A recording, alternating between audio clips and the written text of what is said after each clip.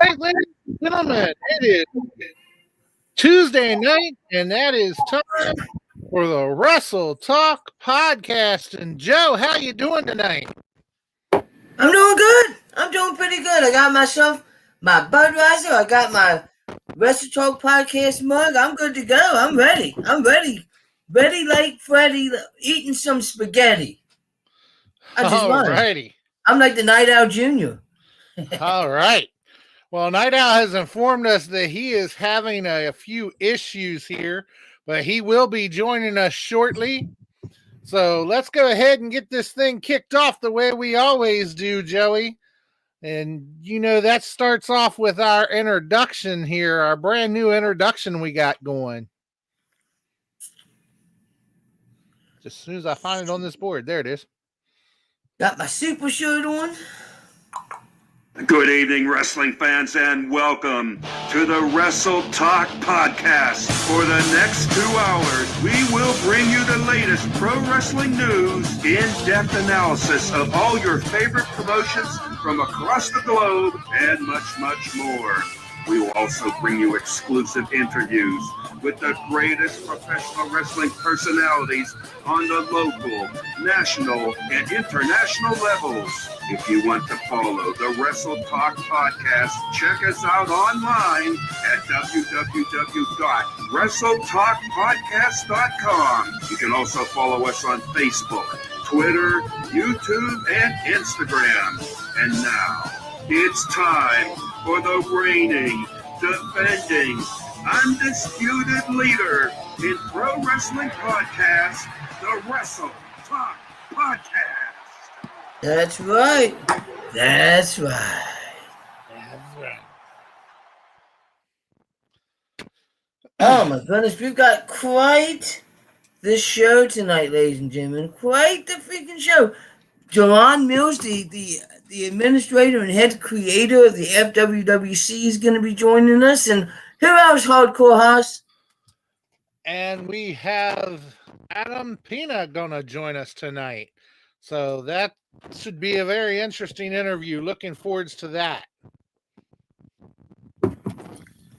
Absolutely. Absolutely. But before we do anything, the one thing we have to do. We have to hear Carl Lewis sing.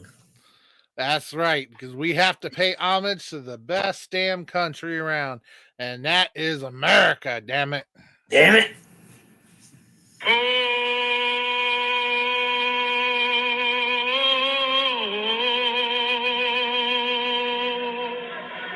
Oh, say, can you see?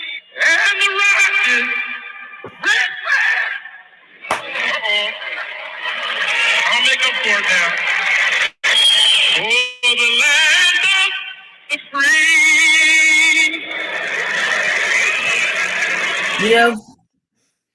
Brings a tear to my eye. Every single time I hear that, I keep hoping that one day he's going to do it good. One day he's going to sing the song good, and it never happens. I think he's going to do it one day, Joey. One day. One day. That's all that I want is just one day.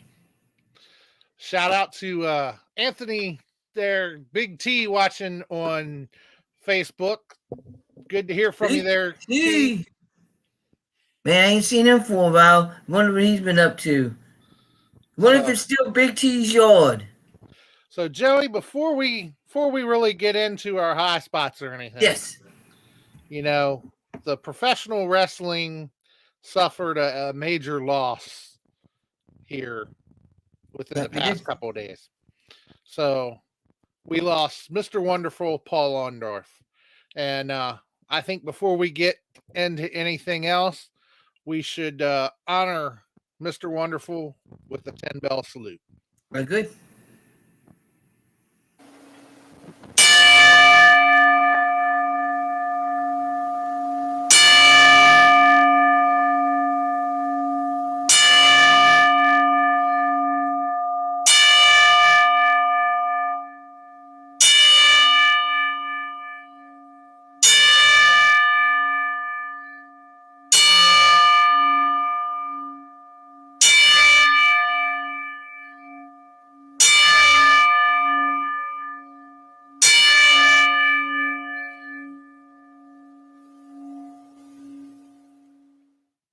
May he rest in peace.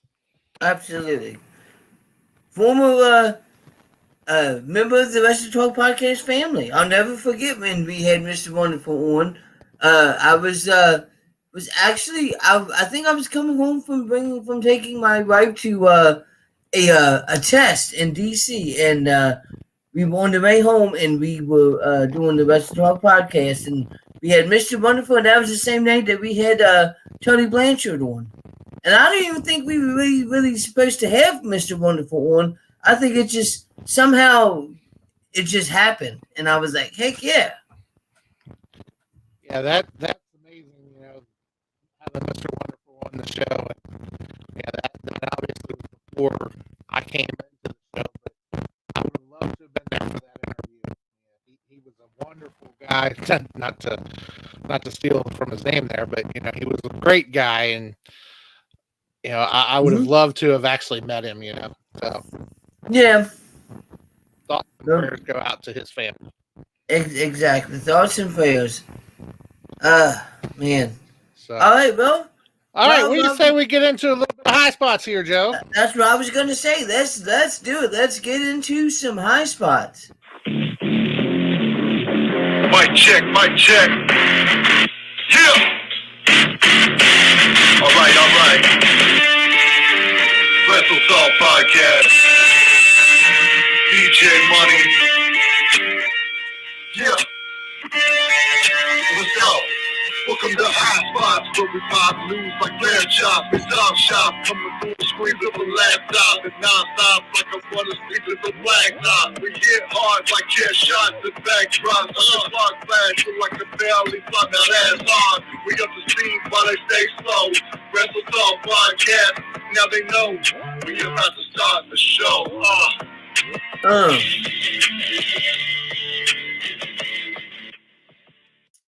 All right, well, let's get into some Wrestle Talk Podcast high spots. Man, there's so much stuff that we could talk about, and I guess that one thing that I kind of want to hit on is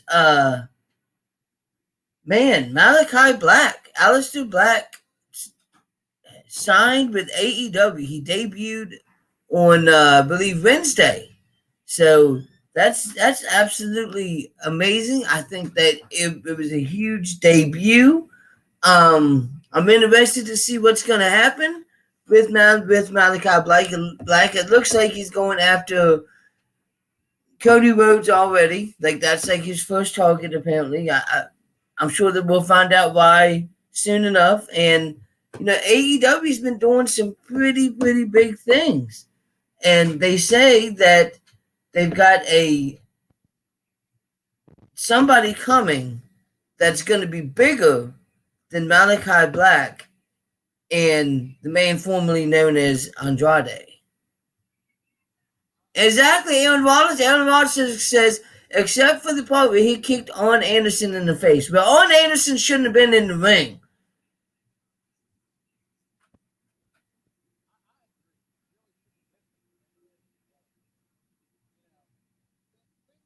We can't hear you, JP.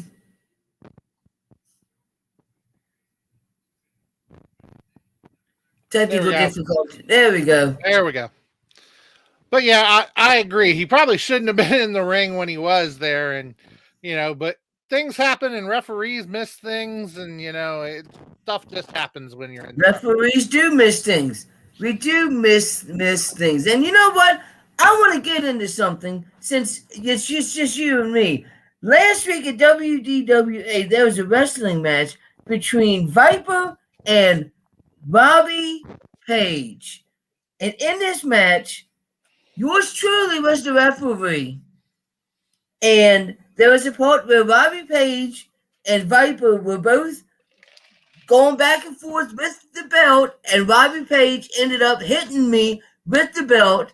I was knocked out. Some reason, the other referee came running down. Referee Billy came running down, made the 1, 2, 3, and everybody's mad at me because I reversed the decision because I got hit. But Billy was the senior referee at the time, and he came down. He made the decision. You were incapacitated. It doesn't matter. I was still the referee of the match, and at the end of the night, that was my match, and I had every right to reverse the decision, and that's exactly what I did. A lower referee cannot reverse the decision of the senior referee. Well, that referee was not involved in the match.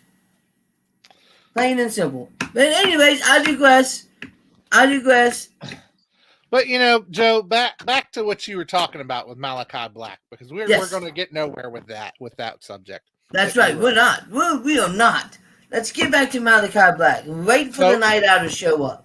Getting back to Malachi Black there, he did you notice that he didn't have to wait the 90 days? The 90-day no compete? He did not. And the reasoning behind that was because in NXT, it is not a 90-day non-compete clause in your contract. It is, I believe, a 30-day non-compete clause. Mm-hmm. And when he came from NXT to the main roster, it was supposed to be changed to 90 days, but somebody somewhere overlooked that. Somebody screwed up. Yeah, there was a clerical error. Somebody really screwed up. I can promise you Vince was not happy about that. Oh, I guarantee he's not happy that they could already grab Malachi Black like that before anybody else. And, he had the opportunity to compete before 90 days is up. And I actually wouldn't put it past Vince to go, say, 80, maybe even the 89th day, and then say, "Oh, come on back over here," just because he wouldn't want him on AEW. Well, I think that if I'm not mistaken, Triple H was not happy about Aleister Black being released in the first place, and I think that he was trying to talk to him to come back, not to the main roster, but to NXT, and obviously that didn't work out. So, yeah, so I think somebody may be either having to come up with a really good explanation as to how that got overlooked, or somebody's probably going to lose their job. One or the other. Right? All right, and some other things here. What did you think of Monday Night Raw last night and Bobby Lashley's shocking loss last night? I think that this loss for Bobby Lashley was kind of the kick in the butt that he needed. I think that he has, to this point, he has kind of been slacking off. Like, he's allowed this whole thing with this MVP in the Players Lounge and all the women to get to his head. And I think that last night when he destroyed the Players Lounge, we saw a Bobby Lashley that we hadn't seen for quite some time. And I feel kind of bad for Kofi Kingston because he's going to kill Kofi. He's going to destroy him. Yeah, I was quite surprised at all that. But you're right. We haven't seen that Bobby Lashley in a long time. And to see the fire he had last night, it's going to be interesting. So looking forward to seeing that match at the pay-per-view and seeing how that all turns out. Right? So, what else you got for us, Joe?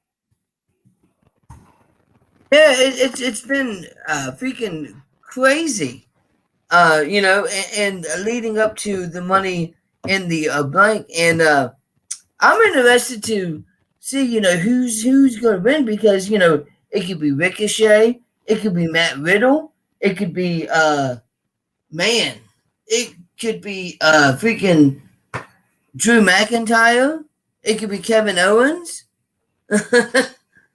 And if Drew McIntyre wins, does he stay on Monday Night Raw, or does he go after the champion of SmackDown, who could easily be Edge or Roman Reigns? Yeah. So it's going to be interesting to see who gets that Money in the Bank contract. And yeah, although I kind of look for it to come down to where,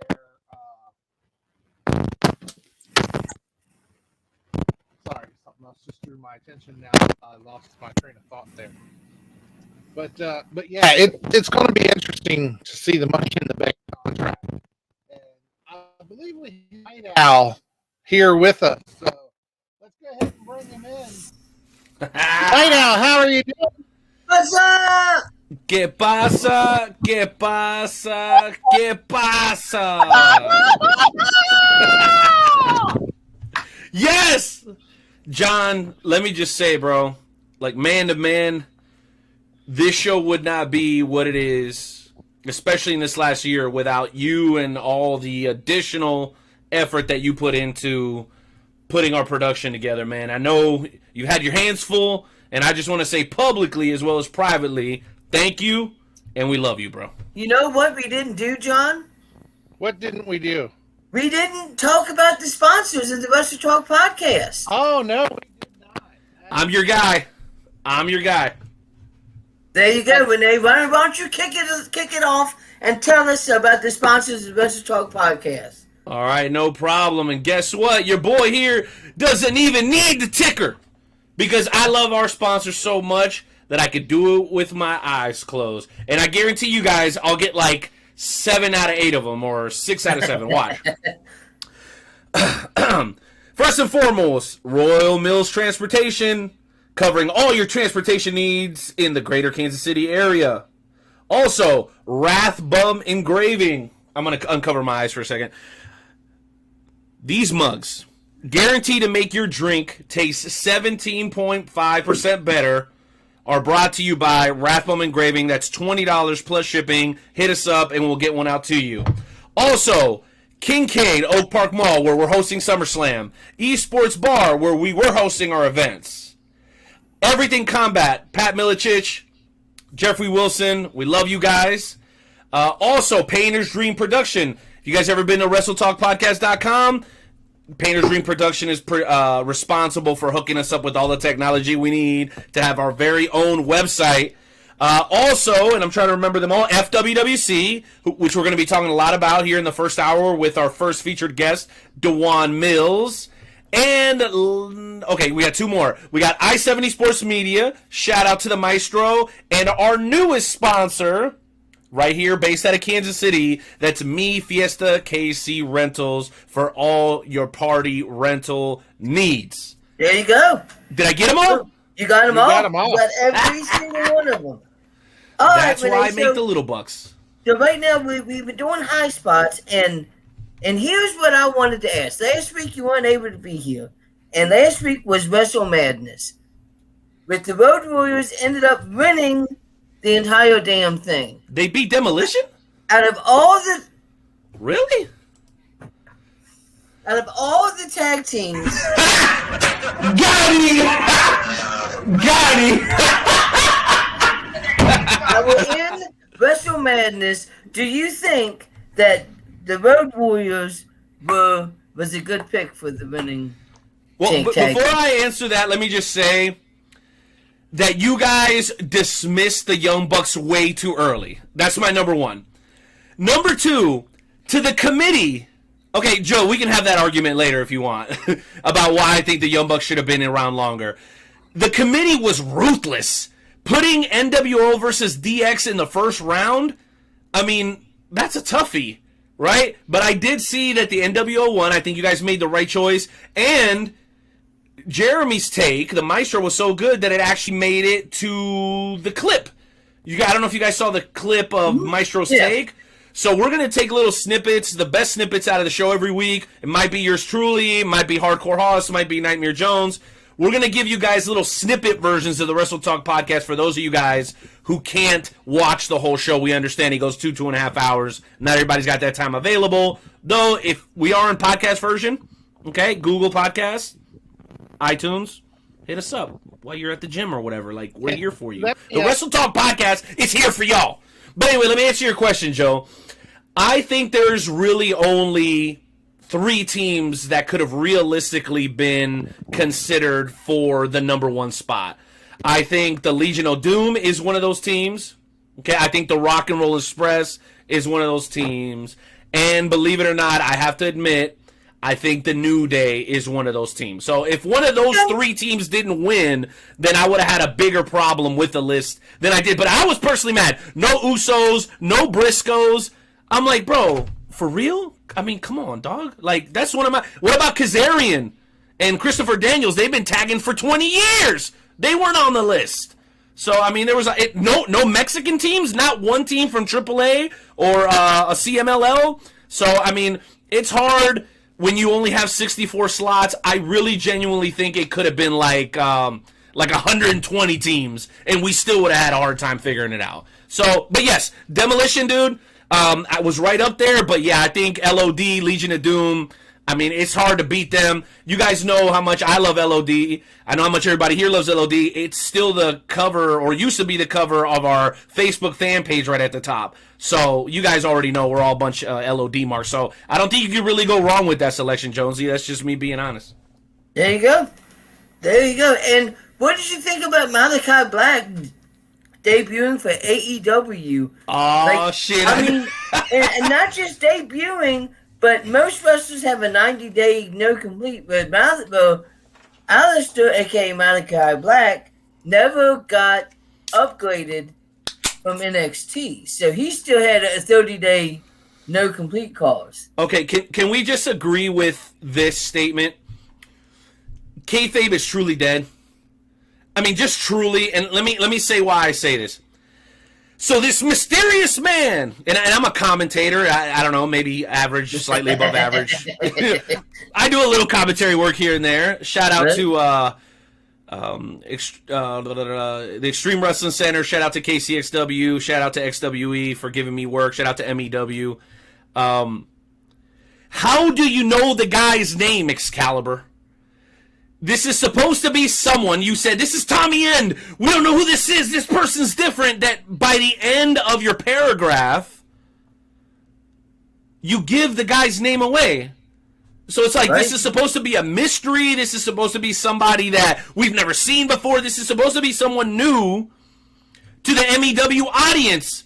And Haas, he's like, it's Malachi Black. It's Malachi Black. I'm like, so did he stop by the concession stand with like that death worshiper look on his face and grab a couple of like garlic bread rolls and he's like, yo, what's up? I'm like Alistair Black, formerly Alistair. I mean, I don't know. Like, if he's a new guy and nobody's ever seen him before, who is this?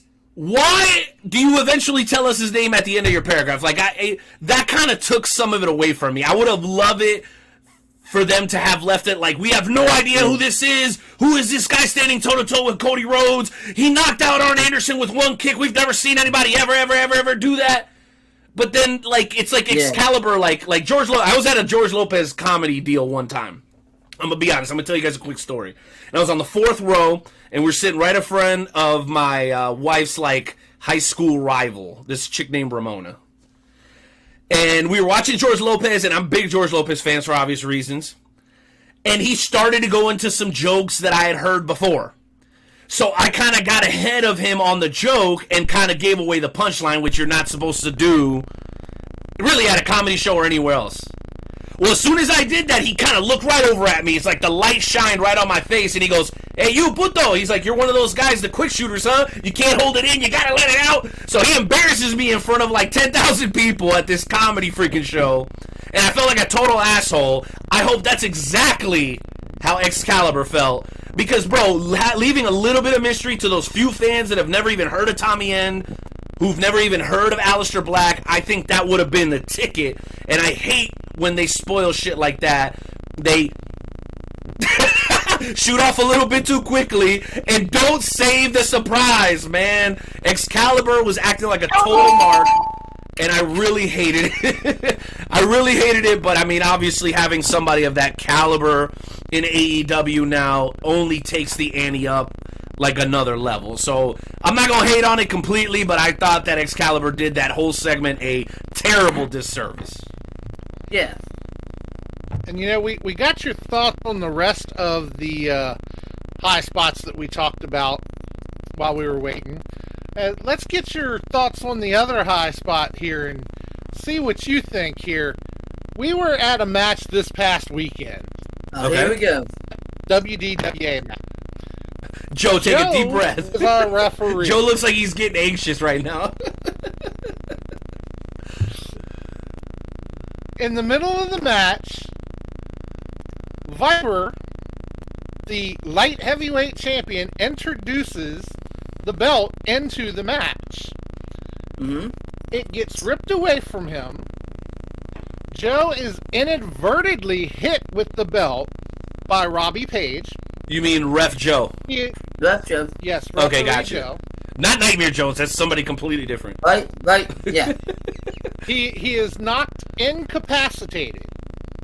Mm-hmm. The senior referee for the night comes running out, and Robbie Page ends up getting the 3 count. Robbie Page is announced the winner. Mm-hmm. Joe rips the belt from Robbie Page when he gets up and says, "Nope, you hit me with the belt, you're disqualified," and gives it back to Viper. That's right. Hit me with the belt. Disqualification. Automatic disqualification. Okay, hold on, so Anytime you time hit out. the referee with the belt. Automatic disqualification. So the challenger hit you with the belt, or the champion hit you with the belt? Challenger hit me with the belt. They So were he both- stole the champion's belt, hit you with it, won the match, but then you said, no, if you hit the ref, you're done, you're out of here. That's right. Okay, now did you see him hit you? Yes, I was right And- there. Okay, so then the other ref came in, counted to 3 when it should have been a disqualification the moment he hit you. Exactly. I gotta agree with Joe here, John. I'm sorry. Like, Boom. I'm with Joe. Thank you. It doesn't matter if Viper brought the belt in and if they were going back and forth with the belt, with Bobby Page trying to take the belt. When he ripped the belt, Viper let go. He came flying back, hit me with the belt. That is an automatic disqualification. I was the referee of that match. So therefore, any call was my call, not the senior referees. And John, why do you think that's not a... Is it because your guy, the guy you like, lost? Is that why? No, he overturned the senior referee. A lower referee can't overturn the senior referee. I mean, but you can't throw out the tape, bro. Shout out California. Right. Hold on, guys. Shout out St. Louis. Shout out Kansas City. Shout out Virginia. Shout out West Virginia. Shout out California. We're going to be talking about St. Louis a little bit more here in just a few minutes because I don't know if you guys covered the NWA news. Did you guys talk about that yet? No, we haven't. We did not. Oh, that's going to be huge. But anyway, yeah, I'm with Joe on this one. I'm sorry. You can't ignore the tape. You can't. Boom! Thank Yeah. you. Thank you, sir. I mean, in wrestling, you can ignore the tape, but I don't know. Eat it, Maybe- John. Eat it, JP. Eat it. Suck it, suck it, suck it. Suck it. Suck it. Actually, the saddest part of it was after that, Joe got a bigger pop the rest of the night than half of the I competitors. did. Everybody hated me. See, that I can't stand for. When the ref gets more over than the wrestlers, that Like, shit for pisses instance, me off. I stayed in the back during intermission. I didn't go out during intermission because they were like, dude, you're getting so much heat. You're going to stay into the back. When you come out for your first match, the heat's going to be at, and oh, it definitely was. You know what? I'm sure this is what everybody heard when Joe drove away for those fans that felt like their guy got screwed. Shots fired! Shots fired! Right? They were probably shooting at Joe's car, throwing beer cans and all kinds of shit. All right, so real quick, I want to hit you guys with a high spot. And thank you guys all for being here, by the way, whether you're watching on YouTube, Facebook, and I think we're on Periscope, which is tied to Twitter. So thank you guys all for being here. Last high spot, I'm going to make it quick. It's going to be kind of a one-word answer from everybody on the panel, and then we'll bring on our first featured guest of the evening. And if we have some generic, like, hip-hop music or something, Hoss, or something good, can we play that for our first guest? Because I think he deserves it. So anyway, here's my hot spot. Wrestling returns to the chase. I believe somewhere in the mid-50s is when they started running shows, and it went straight through the 70s. For a long time, St. Louis was considered the wrestling capital of the world because that's where the NWA offices were. Am I correct? Mm-hmm. Is that right? Okay, cool. Wrestling is back at the chase, ladies and gentlemen, and I believe it's happening in just a couple of weeks. Nick Aldis, Trevor Murdoch, Camille, I mean, the whole gamut. So they did a press conference today, kind of making it official, and not only are they doing the NWA show, NWA 73, incredible. Feels like a new company, but with like 73 years of history. It's insane, right? Feels like a startup, like Billy Corrigan said, but we've got this like abundance of history that we can pull from. But they've also, guys, brought on Mickie James as an executive producer, which means she's not just some worker, with all due respect to workers. She's actually going to be there to help coordinate one of the first all-female events maybe ever for NWA, if not in a very long time. So my question, and we'll start with you, Hoss, is with this announcement, with the NWA returning to the chase, do you believe that the NWA is back? Have to wait and see how things go, but I believe they could be back. It could be that they've got a good roster of people and everything works for them, and they really are back. But it could go the other way as well. So as of right now, in this moment where we sit right now, are they back, John? I would say they're back to running shows, so I'd say they're back now. Okay, got you. And I appreciate the wait and see attitude. But this is Wrestle Talk, so we do the talking thing. Jonesy, it's on you, buddy. Is the NWA back? Absolutely. They are back at the chase, and the NWA is coming back. The shows keep getting bigger and bigger and bigger and bigger, and absolutely the NWA is definitely back. Well, and let me retort your point, and I'll kind of direct this back to John. John, you know why I think Joe and I are on the yes train and not, because I'm always a little apprehensive about everything. Like, in reality, deep down in my heart, I'm like you. I'm like, I don't know. They haven't really had a huge pay-per-view or anything yet. When you have a guy like Nick Aldis as your champion, he has to be, the belt has to be, the promotion has to be taken seriously. Mm-hmm. When you have a guy of that caliber, and by the way, I got a chance to see him wrestle Leland Race with Harley Race on the outside 2 years ago at the WLW show, their big show of the year. And it's one of my favorite matches of all time. So that automatically makes Nick Aldis one of my favorites now. So if you haven't already, make sure you guys check out the NWA. We may be in the house that weekend. We're working on media passes. We've got our program director, Luke Roberts Skywalker, working on getting us some media passes for that. Just know Wrestle Talk Podcast bringing you the best in professional wrestling inside the Midwest and outside the Midwest. But make sure you keep an eye out. If you haven't watched it recently, Hardcore Halls, make sure you check out that NWA Power stuff, bro. You will dig it, especially if you loved 80s wrestling, 70s and 80s wrestling, that old studio-style wrestling. Bro, that'd be right up your alley. Joe, am I right? Would John not love that shit if he got a chance to watch it again? He would, 100%. He definitely would. Awesomeness. All right, you guys ready to move on to the guest? Let's go. Here's the question. Who's going to do the intro? Whoever wants to do it. Don't jump ahead of each other now. All right, well, since I do his intro on Thursday nights, I can do his intro tonight as well. All right, we just got to make sure your mic is good, bro. Johnny, you hear me? I hear you. Oh, there you hear go, me? buddy. Okay, go ahead. Do it, baby. Bring the energy.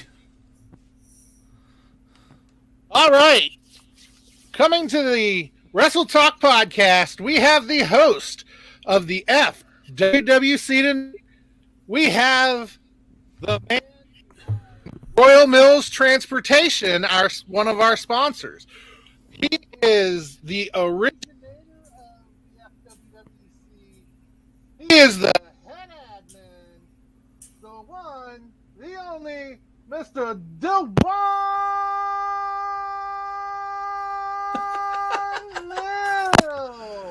John, you're a savage.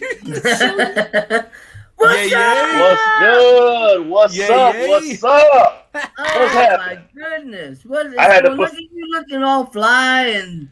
Hey, I'm getting my Booker T on, man. I'm getting my Booker T on. I ain't quite there, but I'll get there Before eventually. you know Can it, you do you're the gonna hand, be bro? Can you do the hand for us? Five time. All right, I'll be there in a bit. I gotta see you get up and do the spinneroonie right now. Hold on, man. I'm too old for that, bro. I'm damn near 40. My spinneroonie days are long gone behind me. I tell you that right now, buddy. It's not gonna happen unless I'm getting paid for it to cover my hospital bill. Then I might be able to get that done. What's up, boys? What's up, fellas? I like this, man. What's going on? Man, What's happening? Living the dream, enjoying the evening, hanging out with you guys, and I am in awe because this weekend, sorry, Night Owl, we've had like 12 different anniversary dates with the FWWC. We've said June, we've said March, but I believe this weekend is the official 10-year anniversary for the world's premier fantasy wrestling group. That is the Fantasy Wrestling Worldwide Chapter, and none of it would be possible. I say this all the time on Thursday without all of you wonderful people, everybody watching at the Wrestle Todd podcast. I'm amazed. I'm taken back. It doesn't even seem like it's been 10 years that we've been doing this, but I am proud and happy and blessed to be a part of it, man, because it blew the hell up in 10 years. Like 10 years. Like most businesses, hell, most relationships don't last 10 years if we're keeping it real. Well, we're all married men here, so I think we got the recipe. Right? We got the recipe, man. Right, man. So what's going on, boys? That's right. This is the first time I've ever seen you with hair. Like I just can't get past it. Like Let me tell you I something, always Joe. thought that you were just like legit like bald, and like here you have hair. Not quite, Joe. This is because of the pandemic. Let me tell you something. Grooming has taken a turn since 2020. So people that haven't had hair have hair. People that had hair don't have hair anymore, and some are just in between. So this is the pandemic special. I'm saying when things change for us, we had to change naturally. So yes, Joe, you got to come see it in person. It's so soft, man. You got to come check it out. But you guys didn't come to hear me talk about my hair. You came here to talk me about wrestling. So what's the deal, man? We got the FWC 10-year anniversary, Money in the Bank this weekend. Things is crazy. Things is wild. That's right. What's the deal? Speaking of Money in the Bank, FWC, you've got the Dude against Daniel Grimm in a title match. Like, man. Yes, we do. Major shout out to the Dude. And the reason why I say that is because the Dude, like many other characters here in the FWWC, you know, characters that have broadened in different areas, the Dude just came on his own. He had somewhat of a slow start. Amazing promos, amazing activity, but you know, when it comes to the whole system of the FWWC, and the Night Owl can attest to this, there's no gimmick, there's no way you can put yourself over or try to get yourself over when it comes to picking these different matches, especially in 2020. I mean, my God, the Thunderdome was different. The pay-per-views were over at like 8:30.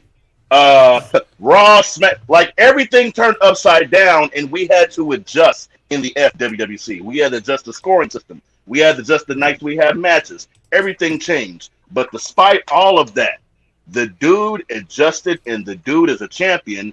However, I will say this. Him going against Daniel Grimm in a title match, don't sleep on Daniel Grimm. Don't sleep on DG. That man is a 4-time Warriors Heart champion for a reason. He is a quadruple champion for a reason. So this match, one of the main events is going down Sunday, is going to be an amazing one. I'm looking forward to seeing it. It's going to be crazy, y'all. Super crazy, man. All right, well, John, you want to jump in here with a question, man? Because I could go forever with Dejuan. Oh, I think most of us could go for a good while. Of course, you know him longer. But so what match are you looking forward to the most here at Money in the Bank, Dejuan? We're gonna get a political match. Oh, political Lord. answer. Are you No, talking no. FWWC or are you talking about WWE? Yeah, which one we talking about? Both. Well, first of all, let's start with the WWE. As a longtime wrestling fan, and I hate to bring it back to the point, but 2020 was a major adjustment for all companies, professional wrestling in particular. The Thunderdome was great. The adjustments they had to make was great. But there's nothing like that organic feel of that live audience. The cheers, the boos, the energy, just being able to, it's almost seems like you're there yourself. You got the big screen TV going on, you got your beer, you got your pizza, and you're just enjoying the match as it should be enjoyed. And I believe, if I'm not mistaken, this Sunday, we're going to have a live audience at Money in the Bank. Am I correct on that? Correct. It actually starts on Friday with the live people or the live. Yeah. As a matter of fact, as Aaron Wallace pointed out, the Thunderdome is gone. Yep. Good. And here's the thing. Here's the thing. I'm not hating on the Thunderdome because adjustments had to be made.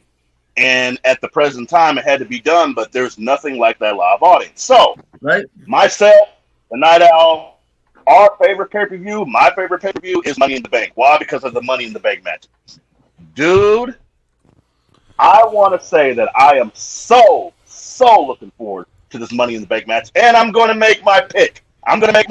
Live on Wrestle Talk of who is going to win the Money in the Bank match. You can write it down. You can document it. I got it. I'm going to say it. I got to give up to the men's Money in the Bank match. I got to go with Matt Riddle. Now, come on. I agree. I got to go with Matt Riddle. There are a few reasons why. Matt is kind of getting somewhat of a push, in the right direction. And I don't think that I was cool with RK Bro, but let's be honest. Has Randy ever been a good tag team partner throughout the entire tenure of his tag team runs with his, fellow partners? Either Randy or... he was good with Edge, but eventually that shit fell through too. Randy and but every tag team with Orton was you guys were talking about it last week during Wrestle Madness, like Hogan and Warrior were only ever put together to break up. Whenever they put Orton in a tag team, it was just like waiting for the inevitable turn, right? That's true. I never saw him as a true blue tag team guy. Right. So I'm giving it to Matt Riddle. Now my second, and I kind of think that he got pushed under, the rug for a little bit for whatever reason, is Ricochet. Dude, I have no idea why Ricochet hasn't gotten a bigger push. Yeah, you do. You do. You know why. Well, talk to me. I do, but what's the actual legit reason? Not out. All right, well, I'm just going to say this. You can be a great-looking talent the way that he is, but if you don't exude charisma and people want to, listen to you talk, then it's not going to work. You can go out there and do 100 flips, but that's why none of the luchas ever get over in WWE with one exception. Rey Mysterio. And guess what? He speaks English, and he oozes charisma. If you can't connect someone and look in their eye and be intrigued by what they're saying, like when I'm doing the show and Joe's yawning the first whole 20 minutes of the goddamn show. I'm not yawning. Yeah, you were. Stop fucking lying. So, that's what I'm saying. Ricochet has failed. Shots fired! Yo, these guys all look at the schedule. They're like, who's scheduled to do the show this week? Renee? Like, man, Joe's like, I gotta go do my hair. No, I'm kidding. I'm the worst. That leads into a question I have for you, Dejuan. He hasn't connected with people on a personal level because the dude does not cut promos confidently. I would dare to say, and the panel can disagree with me if they want, Shinsuke Nakamura and Asuka who speak far worse English than Ricochet have done a better job of connecting with their fan base than Ricochet has. Am I wrong? Ouch. You're absolutely right. You're absolutely right. See, I talk my shit, but then eventually I make a good point. Eventually. Damn. That is true, man. And I mean, you know, the reason why I say Matt Riddle, one of the reasons why, is because of his obvious gimmick. So as we pause on that, you guys are celebrating with your beers. I am currently drinking water, and I'll have my lighter for my later libations. We won't do that live on air. But Matt You're in Riddle, Missouri. What are you talking about? yeah. No more. Matt Riddle connects to that. Matt Riddle connects to that base. Matt Riddle connects to that. The RVD base. The RVD base. You know what I'm saying? So there's that connection. So damn, Night Owl, you made a great point. People that don't even can speak our language or connecting more. You know, you gotta have to connect. You gotta have that charisma. So yeah. So I'm looking forward to that Money in the Bank match at Money in the Bank. But we all know exactly what Dejuan is really excited about, and that's after the Money in the Bank, when supposedly Dejuan's favorite wrestler John Cena is going to come back and wrestle Roman Reigns. You know what? Jonesy, because I don't want to get off topic. I'll be honest. Again, I'm damn near 40. I've gotten older. The same 26-year-old Dejuan Mills doesn't feel about John Cena the way the same 36-year-old Dejuan Mills feels about John Cena. I got to give the guy credit. And here's why I got to give. And I have to give him that credit. Yeah. And he's a smart guy. He is a very, very smart guy. I believe. Because if you think about it, look at Night Owl. I'm going to holler at you real quick. Think about Stone Cold. Think about The Rock. Think about all of our old heroes who had a career of 7 years or less. I mean, think about it, Night Owl. Stone Cold came in the game, 2000? Well, he was done in 2003. But he only had like a 7-year career, dude. Yeah. 7 years. 95 to 2002, roughly. Yeah, that's it. Yeah. Because of injuries and things of that nature. The Rock, not necessarily because of injuries, but he left on his own terms. John Cena's been in the game for 15 years with minimal injuries. A few of them, but minimal. But I believe that somebody said, hey, John, you might want to protect your body. You want to protect your brain. Get out of this as soon as possible. Still come back and do your thing. But the most important thing is that you stay healthy. You know, because a lot of guys, and it sucks because a lot of our old legends are dying, man. Paul, it's hold on. Did we do the 10-bell salute for Paul Orton? We did. They did. Yes, we did. All right, my bad. My audio shit was trash. Like, a lot of the OGs are dying, man. A lot of the OGs are passing away. That's because they put their bodies on the line for so many years. And back in the days, there wasn't medicine that we have today. There wasn't that great advice we have today. And they was just on the road bumping and going and taking whatever to ease the pain. You know, that's just the shitty part of professional wrestling. Yes, an amazing sport. Yes, entertaining, but it takes so much toll on your body. And I believe that John got out or kind of fell back at the right exact time. Perfect time. Now he can make his appearances. Now he can come back every so often. And I'm not hating on John. If it's John versus Roman Reigns at SummerSlam, I'm going to watch it. Hey, I'm going to root for John because Lord knows Roman Reigns has finally came into his heel form, if we will. Yes. So yeah, Jonesy, no more heat on John Cena from me. Absolutely. I'm here for a damn good show. There's some humility from the head admin. I like it. I just have one more question, and then I'll let you guys answer some more questions. When I came into the FWWC, it wasn't the FWWC. It was, I believe it was the WWE Unified Chapter, Worldwide Chapter versus Dejuan doesn't even know. Versus EC. You had Unified and you had ECW with the one and only Deuce Fontaine. Like, a lot of people don't remember Deuce Fontaine. Sorry, not sorry. Can you tell the listeners exactly who and what Deuce Fontaine is? Yo, time out. Somebody tag Deuce Fontaine. Like, John, can you make a note of our timestamp right now so we can at least shoot Deuce the clip? Because I'm going to have Dejuan talk real right now about Deuce. Oh, shit. Here we go. Shit. What did I do? So no. It's not bad. It's not bad heat. It's good heat. Yeah. It's good heat. And here's the thing, and I got to start from the beginning, man. when this just wasn't a hobby. Because 10 years ago, back in 2011, 2012, to be honest with you guys, this was just something to do. It was a hobby. You know, I'm not going to go through the whole story, but it was something fun to get what you got with your buddies with, pick matches, dress up, do kind of different shit, things of that nature. But when we found out that we could actually do something with fantasy wrestling, here's the deal. We thought we were the only ones. We didn't believe there were any. We didn't know what the hell EFED was. The hell was EFED? That's a fact. The hell no, we didn't know what the hell. And then when all of a sudden other groups said, "What the fuck is this? And what is that?" And there's other people me that immediately. do this. I was like, "Dejuan, they biting our style. They biting our style." Yeah. I'm like, "We got to get these motherfuckers." Immediately, I thought we invented.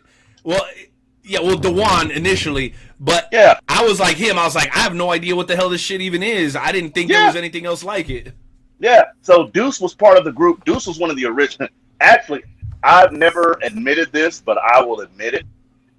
We were part of another. It wasn't even an EFED. It was more of a, let's talk about wrestling, let's talk about boxing. It was more of a sports group. But myself and Deuce were the only ones that were talking wrestling. Everybody else were talking about football, baseball, boxing, MMA, things of that nature. So me and Deuce said, well, F this. Let's create our own Facebook group just on a humbug and invite people over. So we didn't kind of take people. We just invited people over to our stuff. So we started shooting promos, doing things of that nature. Well, me and Deuce kind of had a differences in what was good content-wise. I was trying to, make it something that was kind of family friendly. Deuce still wanted to motherfuck everybody. So we had to make that into a storyline and to keep somewhat of the peace. So that's where ECW came about. ECW had all the attitude. ECW had all the rawness. ECW had all the bad guys. There you go, Nightmare Jones, all the bad guys. But it was still a friendly branch of competition that myself and Deuce worked over. And one of the biggest swerves in group's history, was when myself and Deuce became Extreme Authority. I remember that. My character was the CEO, kind of like the Vince McMahon, Triple H, and he was the ECW, head of ECW. And we were going at it. Like, that was back in the day when we would shoot 2 or 3 promos. See, people bitch now.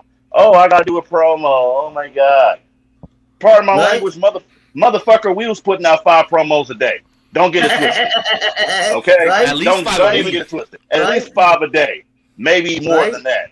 And we were pushing it and pushing it and pushing it and creating this momentum. So when we came together as Extreme Authority, as a tag team, that's right when we introduced the tag team championships. We crowned ourselves tag team champions, but then we lost to the Raging Red. Then we lost to the Raging Rednecks.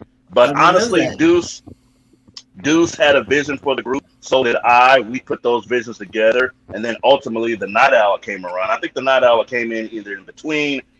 Like at one time, we were also the committee. We all worked with each other. Night Owl. You remember the committee days? I do, and it was just as dramatic back then as it is now. There's always people putting time out and kicked out of chats and all this sort of shit. It's never changed. It's always been like God. You remember the main chat, the big chat? Oh Lord. Yeah, classic, bro. Y'all think Call of Duty lobbies and NBA 2K lobbies are toxic? You ain't never been in the FWWC main chat, dog. Y'all ain't never seen shit like this before. I'll never forget the first time I came to Kansas City, and I go to Renee's house, and Renee's like, "See that shed? You see that dent in that shed? That was from Dejuan going through that shed." Hey, hold on a second. Let me stop you there, because this is the power of propaganda. Okay, so that wasn't even the best part of that promo. It's just Sam Theory talked about it so much that's what everyone remembers. Here was the best part.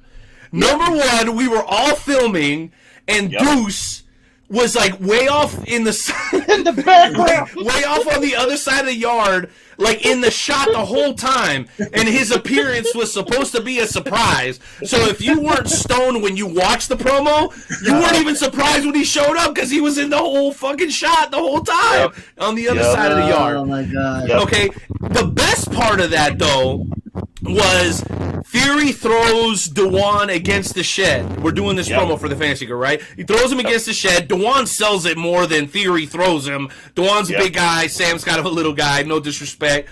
Dejuan sells it, hits the shed, dents my brand new shed, rolls over 3 times, and inevitably ends up on his hands and knees.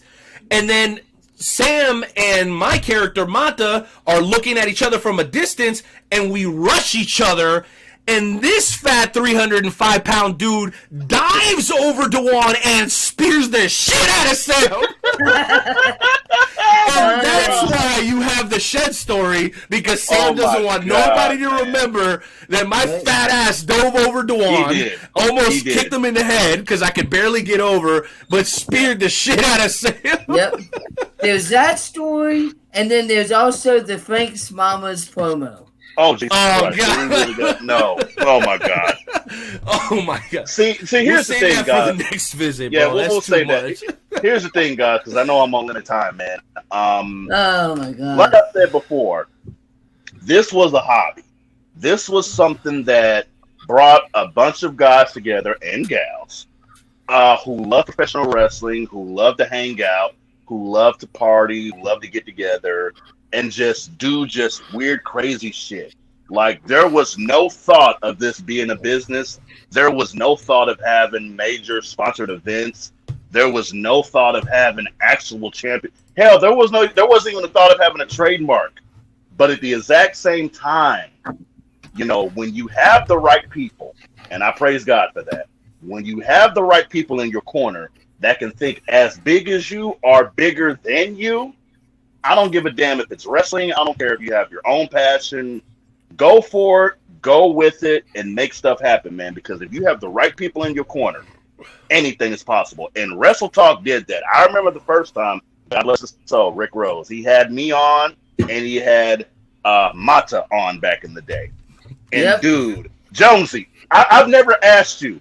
He's like, y'all stop yelling.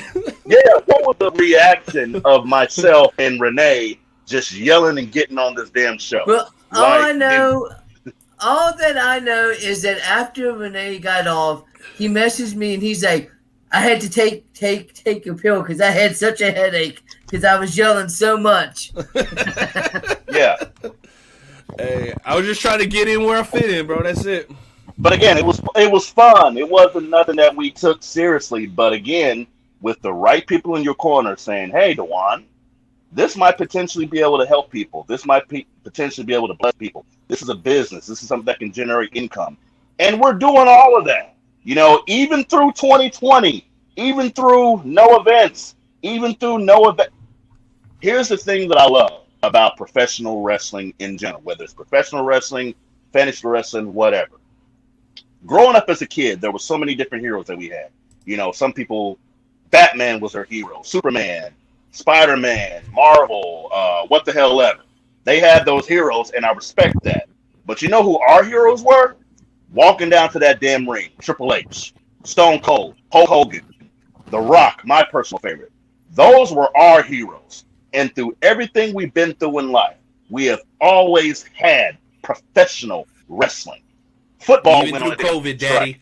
Baseball through COVID. Even through COVID. Baseball went on a strike. Basketball went through some shit. Professional wrestling never fucking stopped. So pro wrestling can't go ahead. Go for it. Time out. That's my argument, and we can have this debate next week when you boys are ready. That's why I think wrestling shouldn't unionize. Because when shit unionizes, there shuts downs. That's why we've never had a stoppage in professional wrestling history, because there are no unions. But that's just me. We can talk about that next week. Y'all ain't ready. I'm about to tune in for that one.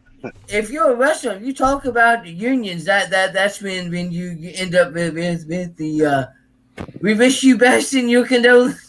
And then when you own your own shit, baby, like us, Wrestle Talk, FWWC, we don't got to bow to nobody because of that shit. But you're right, Joe. Anywhere else, adios. Except Selena Vega got her job back. We can talk about that later, too. But True. All right. So can I ask a question now? I haven't asked one question.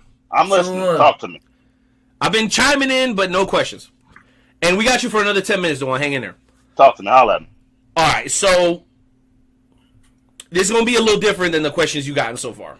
Come on, big dog. You know me. All right, number one, I got to make sure my man's question gets answered. Okay. You didn't tell us what match you were most excited about for FWWC. You told us WWE, you made a prediction, but you didn't tell us what match. So I got to get back to my man Hoss, because he did ask you who you think was going to win, or what match you were most excited about. Is that right, John? Was that the question? Yes. Yeah, okay. That is correct. Well, y'all know me, man. I'm the king of the cross brand. So there's a couple matches that I am looking forward to, but one of the biggest matches that I'm looking forward to when it comes to cross-brand competition, we have two brands, Inferno and Infinite. There is going to be a 6-on-6, 6 versus 6, 6 Inferno superstars, 6 Infinite superstars. And the fate of Inferno lies in this match. However, I will make an announcement concerning the stipulations of this match this Thursday at 7:30 on the FWWC tonight. There are some changes. Now, the match is still on. 6 superstars from Infinite, 6 superstars Inferno. However, there has been a change. There will be a major change in the stipulation, if you will, because the original stipulation was if Inferno happens to lose this match, they will not be involved in the SummerSlam FWC SummerSlam pay-per-view. There are some changes. I'm not going to say that part changed, but I had to make a few modifications just because of some recent events. So tune in this Thursday at 7:30 to the FWWC Night Go Home Show for FWWC Money in the Bank series. That's what that update is. I love cross. All right, you got your pitch in. So what match are you the most excited for? That's what I said. The 6-on-6, dog. That's the one. That's the one. Okay. Or okay. Might I say? Very way to stay neutral. I like how you did that. Yeah. Also, the tag team match. The tag team match between none other than the Law Dogs and Grim Visage, the big Grim Sausage. Visage. There we go. Every time I think. Does anybody know what Visage means? I have no idea. Ask the tag team that named it. Anybody? Name it. Pull a Google real quick. Shit. So yeah, King of the Cross brand. I'm down for it. Okay, dope. All right. So 10 years of fantasy wrestling. When somebody asks you to define the FWWC in like a 20-second snippet, how would you describe to somebody who's never even heard of E-Feds, fantasy wrestling, and particularly the FWWC? Like, I'm not asking necessarily for like a sales pitch, but more like, how would you get to the heart of it if you only had 20, 30 seconds to describe it to somebody? It's easy. It is a place for individuals, like-minded individuals, to have a common ground and a common home to not only enjoy each other, but bless each other. That's what I believe it is, man. Just in short words, man. I always call it a family ship. You know, the FWWC is more than titles and characters and promos. We are a legit family. You know, we've been through a lot of shit. I've been through some things individually. You guys been through some stuff individually. But whenever stuff like that goes down, we always come together. We bring ourselves together. So we are a family. This is no different than when cats get together for fantasy football. This is no different when cats get together for other different things. We are a family of like-minded individuals in a world who still fucking laugh at us. But this is ours. This belongs to us. This is what we have. And I'm okay with that. Like I said, damn near 40. I freaking love fantasy wrestling. I freaking love the FWC. And it's brought together so many people. There you go. Awesome. And one of the things that I noticed that you talked about just in that description was like progression, right? Like where we've come from and where we're going. How does it make you feel when you look into your device and see something like this? Considering where we came from and where we started. Now, I don't want to brag, and I know that everybody knows this is the Undisputed title, but I've been around a lot of pro wrestling in my career, and I would dare to say that this belt, the way that it looks, the quality of it, is as good or better than some independent promotions out there in this country. How does it make you feel to know that you played a part in taking us from Walmart replica championship belts to something like this, that its champion, whoever may be at the time, walks around with this proudly, and you know people are going to walk up and go, bro, what?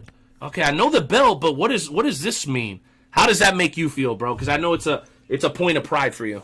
Man, it puts a smile on my heart, dude, because I remember the days where we would drive up and down the roads to independent shows. See, people don't remember the hard work, Night Owl. They don't remember the hard work, JP. They don't remember the hard work, Nightmare Jones. They don't remember the days Natsukan, where... Joey. Natsukan. Joe played a big part in that too. They don't remember. They don't. Drunk while everybody else is drinking. No, Joe passed out drunk. They don't remember the hard work that it took to get to where we are. They don't remember passing out fucking flyers and 95-degree heat in the heat. They don't remember in suits. They don't remember taking legit bumps and actually having concussions. Wink, wink, Night Owl. Sorry for that. Yeah. You know, people don't remember the hard work. All they see is this. But I remember every single event. I remember every single effort from every single person that it took. And that's why the FWC means so much to me, and it shall not be disrespected, period. You know, it's not just myself. It's not just the Night Owl. You know, we worked our asses off for a home for people, and we're still working. Like, here's the thing. I'm not sitting back on my ass hanging out. Hell no. There's still events. You know, nobody sits on their ass. Nobody just dicks around and plays around. No, this is an everyday deal. This shit costs money. That belt costs money. That belt costs... By the way, time out. Let me say this. Yeah. Mega, super, ultra shout out to the Infinite brand, including Moby, who is now an Inferno superstar because of a trade, for making this happen.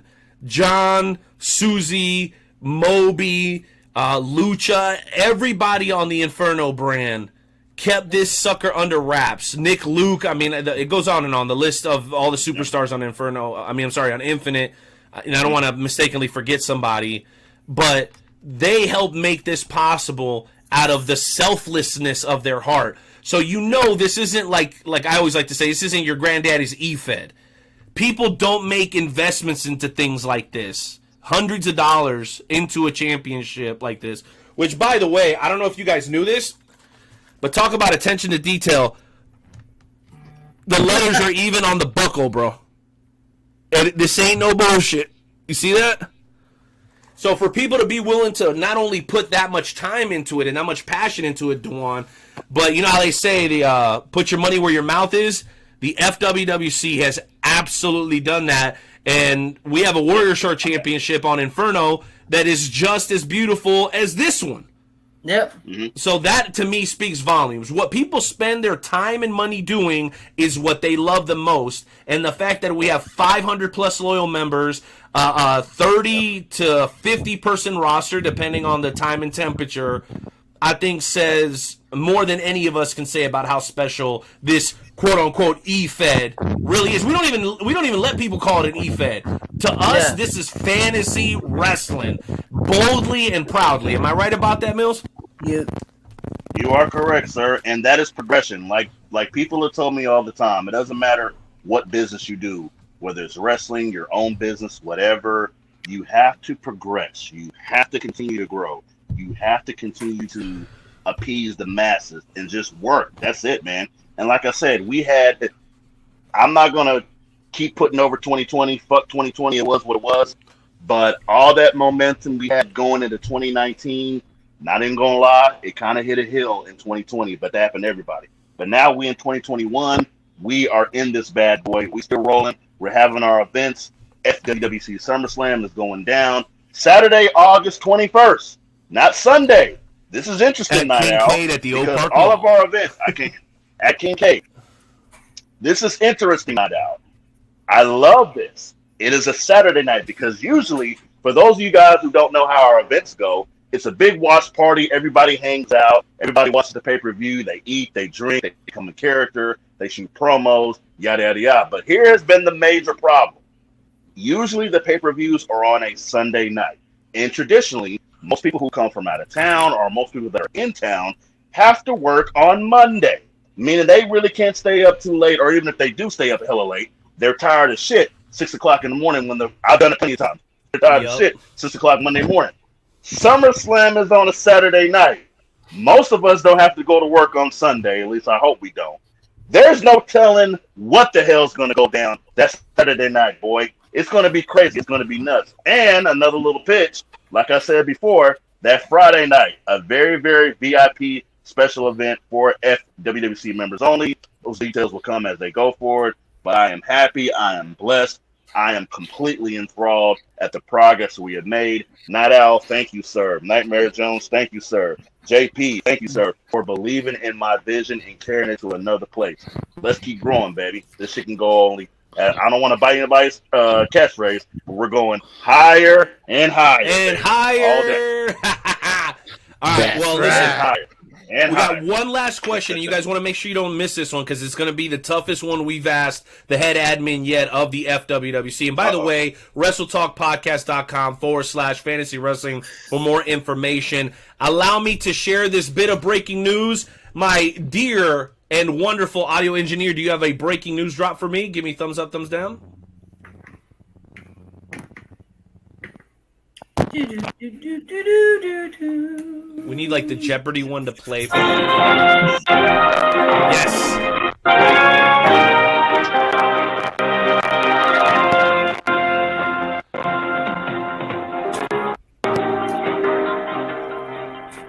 All right, my friends, fresh off the presses, only here on the Wrestle Talk Podcast, episode 354. Think about it, 354 times 2. Or 2 hours and like 15 minutes. I mean, how many hours of programming is that? It's absolutely insane. Not to mention we got the fantasy podcast, which we'll let you pitch one last time before you go, Dejuan. But here's the breaking news via the Midwest Independent Wrestling Hall of Fame. We are happy to announce, since COVID-19 restrictions have been lifted, we will be introducing the class of 2020 on July 31st, 2021. It's at the Tri-County Community Center. That's 800 West Union Street in Pacific, Missouri. Doors open at 4. There's a potluck dinner at 5. That sold me already. I don't even care what it costs. Ceremony starts at 6 o'clock. And here is the lineup of names that are going to be introduced into the Midwest Independent Wrestling Hall of Fame. I want you to have that little coin drop ready for me, Haas, because every time I give you a thumbs up, that means that the person that we announce has been on the show previously. So if you see me throw my thumbs up, and Joe, if you remember, you can do it with me, you hit the coin drop. Are we ready for that? Yeah. Right, Alan. Unfortunately, that is on. And I think we lost Haas. Can you hear me right now? Just barely, buddy. I know you heard. I know you said we didn't have it. It's fine. No worries. Let's not take the momentum away, all right? So, number 1, the first inductee, the Giant Assassin. That's a thumbs up. Been on the show. Mr. Big. That's right. Mr. Big has also been on the show. Up next, ladies and gentlemen, introduce into the 2020 class of the Midwest Independent Wrestling Hall of Fame, Ron Powers. And also being introduced into the Midwest Pro Wrestling Hall of Fame, ladies and gentlemen, you know him, you love him, part of WrestleMania 1, Cowboy Bob Orton. And last but not least, a guy who is near and dear to my heart, recent guest on the show. Actually, we were recently guests on his show, the one and only Rick Ruby. Rick Ruby. That's right, baby. Huge announcement. We're going to get your guys' thoughts in just a minute, but I got to hit Dejuan with the very last question before we close out this segment. Dejuan, here it is. You've loved professional wrestling all your life. It's evolved into a professional wrestling fantasy wrestling group, into a podcast that you host every Thursday night right here on the Wrestle Talk Network, the FWWC tonight. Here's the question that I got to ask you. We've been through a lot of ups. We've been through a lot of downs. Yes, sir. What has been the hardest part of making me your partner in the FWWC? The good, the bad, and the ugly. Because these guys work with me too, and they know how hard it is to work alongside the Night Owl. They know they fucking hate me half the time. What has been the most enjoyable and difficult part of being my partner as co-owners of the FWWC, bro? Please tell me. I gotta hear it right here, the naked truth. So the most enjoyable, honestly, boss man, you sticking with it. Because there was a lot of times you could have said, fuck you, fuck this, I'm out. I say it daily. And I told you. I don't act on it. We still say it. Fuck this, I'm out. No, shit. but yeah, this is bullshit. But this is us. This was for us. That's why I said, no, you can't quit. We can't quit. We got to keep this thing going. So when everybody else said, I've only thought about quitting once. When everybody else Joe, hold on. I only thought about quitting once. Joey, you'll appreciate this. Once. That day, Dejuan stopped me from quitting, and if you wouldn't have calmed me down, I probably would have killed Vacant. Like, literally, shot that motherfucker in his face. Yeah. I was so upset that day. Yeah. That was I remember Vacant. I remember that. Yeah. John doesn't remember Vacant. Vacant was going for John even came in. It's probably a good thing because it's probably a good thing because John would have wanted to kill his ass too. Yeah, do your own research. That was the only time. Well, yeah, that was the best part because a lot of people. Not only are we getting heat from still going to wrestling shows and liking wrestling, we're getting double heat for doing make-believe bullshit. But we believed in this make-believe bullshit. This isn't make-believe bullshit. This is ours. It belongs to us. So, Night Out, sticking with me, keeping me encouraged, and showing me the business aspect of it. The worst part, honestly, is just me forgetting The worst part about us working together is me forgetting detail and telling you shit. I'm sorry, I'm a stoner. It happens because Night Out. Hey, what the fuck, man? I'm like, oh crap, I forgot to tell him that shit. Hey, Night Out. That's why now. Yeah, that's why now. Whenever there's a storyline or whenever there's something I'm trying to do, I make sure I inform him because we're business partners. The only fair thing to do is to let the brother know what's going on because Night Out lets me know every fucking thing. Sometimes things I probably shouldn't know, you know. But Night Owl keeps me informed. He keeps me in line, and he lets me know exactly what the hell's happening. Well, I appreciate that, Dejuan, and I know you got to get going, bro. You've been very gracious with your time, I had to ask you that, man, because I know doing anything these days is difficult alone. But when you're lucky enough to find somebody you respect and let them become part of your dream, that's special. I thank you for that. I thank your beautiful family and your wife for letting me be a part of their lives. And the best part of this is, man, I feel like we're almost just getting started. We got an event in a couple of weeks. We got our 10-year anniversary on Sunday. And you know what, bro? You got a podcast this Thursday. It's going to be off the chain. I want you to plug that.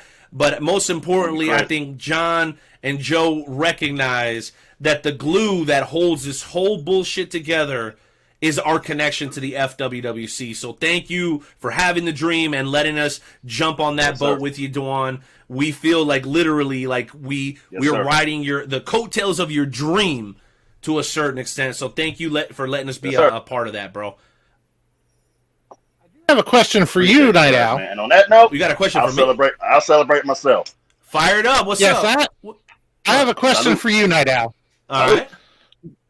My question for you is, how did you get your hands on Mata's world title? I'll tell you. Uh-oh.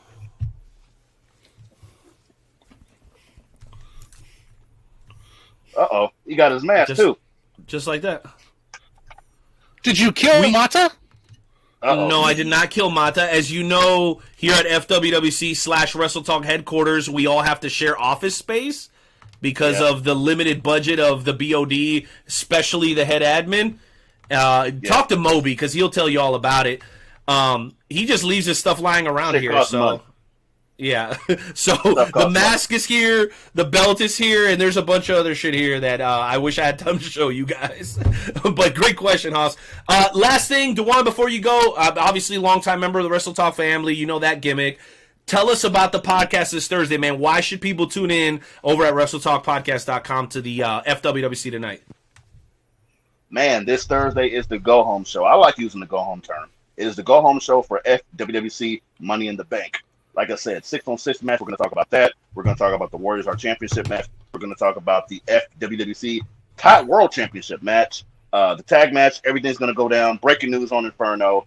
Our go-home shows always have a lot of energy because everybody's on. All the competitors are on. We're going to talk to Hardcore Hoss. We're going to talk to the general manager of Inferno, Marcus Mayhem. It's going to be a star-studded show, and it's our 10-year anniversary. And there might be some surprises, some old-school surprises. You never know. Tune in, 7:30, baby. It's going to go down. And one last thing before you go, I want to show the members of the Wrestle Talk fam here exactly what we're talking about when we talk about the fantasy group. These are the posters that some of our members make. Shout out to Susie, who started working on the Infinite posters. Oh, yeah. Obviously, Inferno's posters have been off the chain for a while here. So all these folks basically join the group. They come on, they cut promos in video, challenge each other, and if they're consistent and they do great role play, then they get an opportunity to compete for some of our championships, with very modest and small replica championships to the full-blown deal. It's very cost-effective to challenge for the big belts, and it all goes back into covering the cost of it, which, again, Amen. For example, the World Championship and the Warriors Heart Championship are both well over $400, so we're just trying to recoup what was spent on that. But, yeah, this is just a sample of the incredible posters that the GMs make, that the brand members make, and all of these members end up competing against each other, right, Dejuan? Like, we'll watch Raw, Yes, we'll sir. watch SmackDown, we'll be in a chat. When the match comes on TV, they make a selection, and basically at the end of the night, Yep. whoever makes the most correct selections wins. But in reality, outside Yep. of the matches, activity is the most important thing. We want you commenting, talking trash, Sure. cutting promos, being creative. That's really what it's all about in the FWWC. So if you guys are interested and have ever Cool. looked into possibly joining an Haven't seen that EFED, one. That's awesome. we highly recommend that you join ours, because really we got a passion and a love for this like I've never seen in any other wrestling group, let alone EFED. Honestly, that's just a legit Right. shoot, bro. So hopefully you guys get an opportunity to check that We're out. different. And I wanted to share so people got an idea kind of what we got We're going different. on over there. We are. Dejuan, any final We're thoughts from different. Dejuan Thanks for Mills, guys? Well, thank you guys for having me, yo. Thank you guys for having me. It was a very, very great night. I've always been a big fan of Wrestle Talk, man. Shout out to y'all, man. Shout out to being consistent. Shout out to being consistent, even when you didn't want to. Even when you didn't want to be a part of this, even when shit got hard and you shoot life, you still have the Wrestle Talk podcast that's weekly. Now, the days may change, but every goddamn week, other than when it's holidays or Christmas, Wrestle Talk is on 7 o'clock, baby, and we getting Even around. holidays Thank you, and guys. Christmas, we're still doing the podcast. We don't care. We're about still Christmas. doing There's it. always something to talk about. There's always something to talk about. Dejuan, when are you going to move the podcast over here to StreamYard? Oh, Ooh, I don't know. I got to get some better technology. I got to. Hey, I might be able to do that. Bro, this I'll looks talk- good. JP, Like, if you turned your phone Yeah. sideways, you got a pretty good presentation.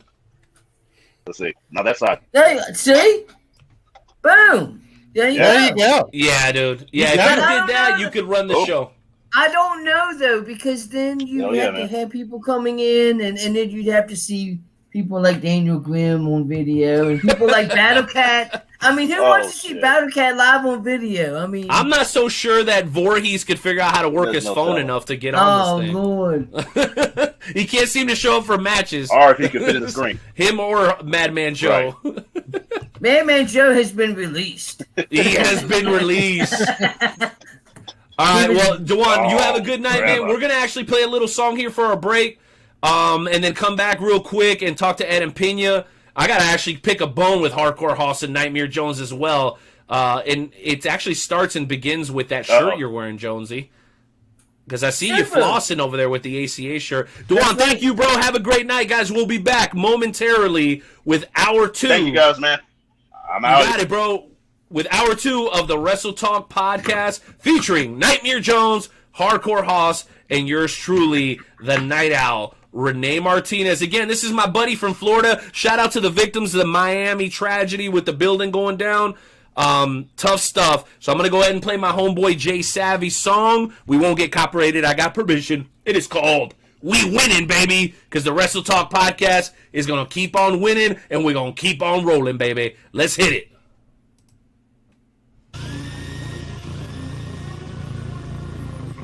Get your weight up. Step your motherfucking game up. Pay up. Win it.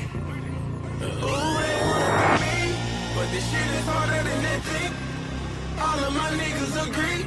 It's a lot of hard work to be king. If you do not know what I mean, then very soon you will see. Ain't nothing over here come free. No, no, you cannot fuck with my team.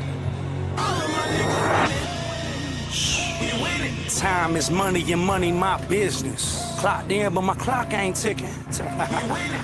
Who the fuck is you kidding? Label this history, this is some shit going down in the books. Maybe they mention me, nah, it's definite. This is a killing spree versus the hook. Don't bet on me losing, you're losing your money. Pocket check, vet, pay up, or I'm coming. Y'all can make breast, don't nobody here want it. You dealing with the best, boy, you best start running. Vacate now, cause we taking over exactly as I told you. Hold up a second, on second thought I should get Hove on the record to sell, but with dope I do better, better. Come on.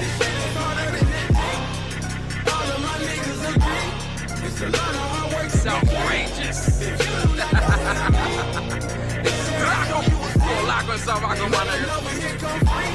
Nah, you cannot fuck with my team. We winning. We W-I-N winning. Knock it out the park last inning. Really ain't no time for your fans when I stack till the rack hit the ceiling. We cut from our cloth, not the same one. You tryna flex on a bitch with an 8-1. The best of grip 12 gauge with a 6 pump for your fist bump. Got you staying with my team's done, boy, where my money at? Son, I'm a maniac, easy. Yeah, I stay within the frame, so Jesus. Snap, pull up on the stand for a freebie. But when it's time to pay the free, you can't see me. Of course not. That's why you niggas in the same spot. Trade game, motherfucker, this ain't GameStop. Full flame, you a wet spot. There's no shame in the game when you win like the rest bar.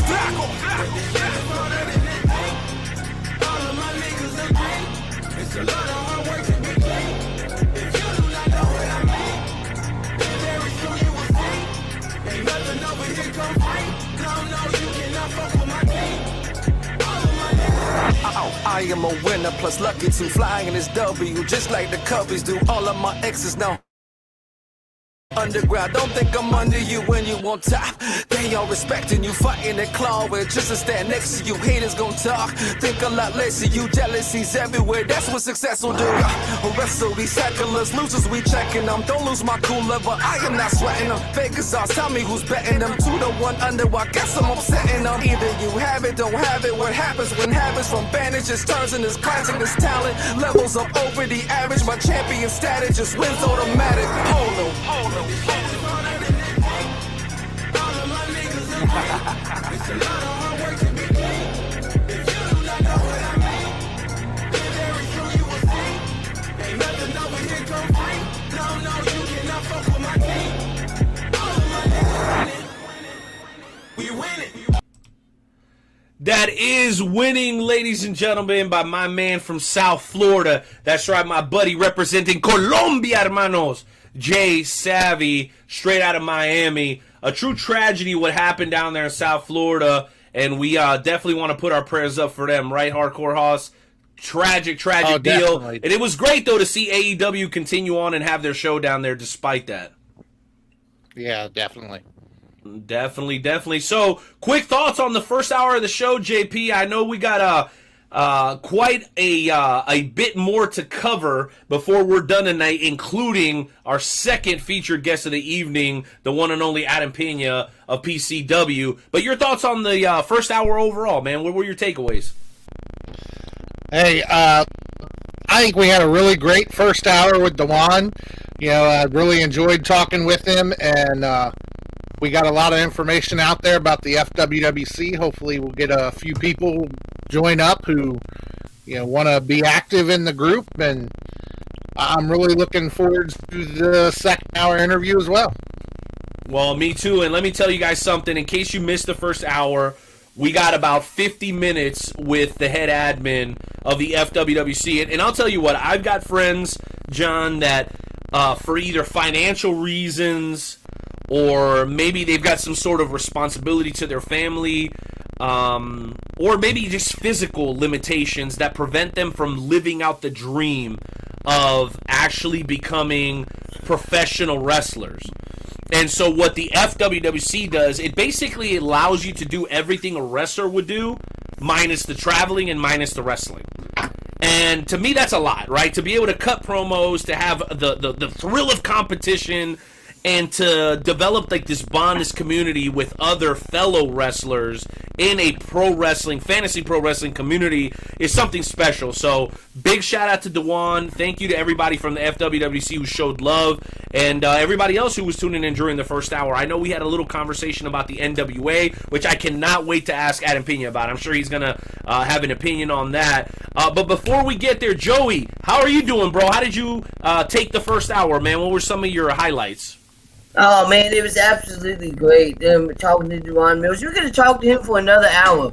We could have talked to him about, some of the promos. Like, for instance, one of my favorite promos from the FWWC involved El Mata and King Jarobi, and it involved a omelet. The spicy that omelet. man tried to kill Mata, bro. I remember he put the habaneros in the omelet. Omelet, exactly. That's my favorite promo. You know what I wanted to ask him about? I wanted to ask him about Don Juan, and I also wanted to ask him about that promo that Mafia Money Mayo did, where he was all drunk in the backyard, and he was like, he was impersonating the Raging Rednecks, and he was like, Betty Sue, I don't care if you my wife, you my cousin first, and if you don't get over here, get me another beer, I'm gonna beat your ass. And so him, ECW versus the Raging Rednecks, just historic, legendary stuff in the FWWC. Well, enough of that, guys. We had a great first hour. Let me again remind you guys that we broke some huge news in the previous hour concerning the Midwest Independent Wrestling Hall of Fame. You guys already know we're huge supporters. They love us. We love them. Actually, last year we did a stretch of like 6 straight shows where all we did was talk to members that were being inducted, and who knows, we may get that opportunity again. So for those of you who missed it, big news coming out of the Midwest. Number one, the NWA is back, baby, at the Chase next month. And then inducted into the Midwest Independent Wrestling Hall of Fame, class of 2020 on July 31st.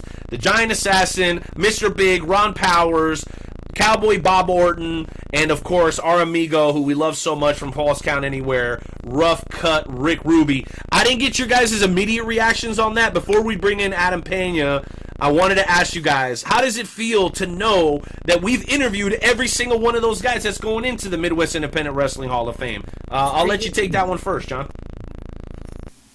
And that's just absolutely awesome to know that we have had each and every one of them on the show, and that just goes to show that we really do have the best guests.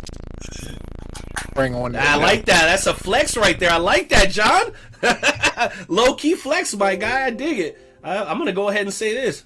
Shots fired! Shots fired! That's right. We got the best guest. Any other podcast is welcome to challenge your boys. No, I'm just kidding.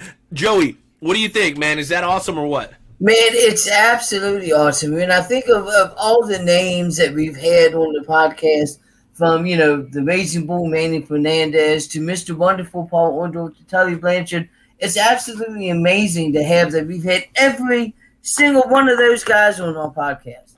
No doubt. And we're going to keep working hard to make sure that happen. All of us, along with the maestro, with Dick Douglas, and of course our wonderful program director, Skywalker Luke Roberts. With all that said, amigos, are you guys ready for our second featured interview of the evening? Are you guys ready to roll? Let's do it. All right, my friends, let's go ahead and get ready for what's sure to be an outstanding first-time interview. I love first-time interviews, Joe, when we get to talk to somebody and introduce them to our fan base. So Adam's been around the pro wrestling business for 5, 6, 7 years. All right, now, what I find most interesting is that he's got a promotion based out of Kansas.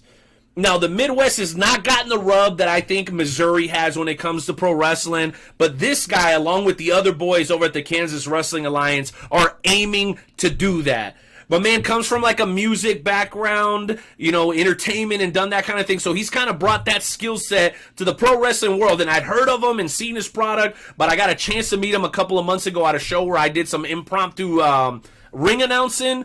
And since then, man, I've been eager to talk to the guy. May even be going over and spending some time with him in Hutchinson in the near future. So, ladies and gentlemen, without any further ado, allow me to welcome in for the very first time the proprietor of Prairie Championship Wrestling. My friends, welcome in the one and only Adam Pina.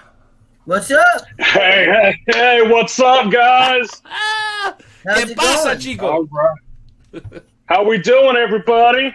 We're doing good. We're doing Great, bro. good. Do you mind All if I right, go all start right. this off, Renee? Do you mind? Joey, go right ahead, bro. I know you got Alright. some hella fire So, questions, bro. Bang 'em. I do. And talking about Prairie Championship Wrestling, you all had a event recently called Stroke the Fire.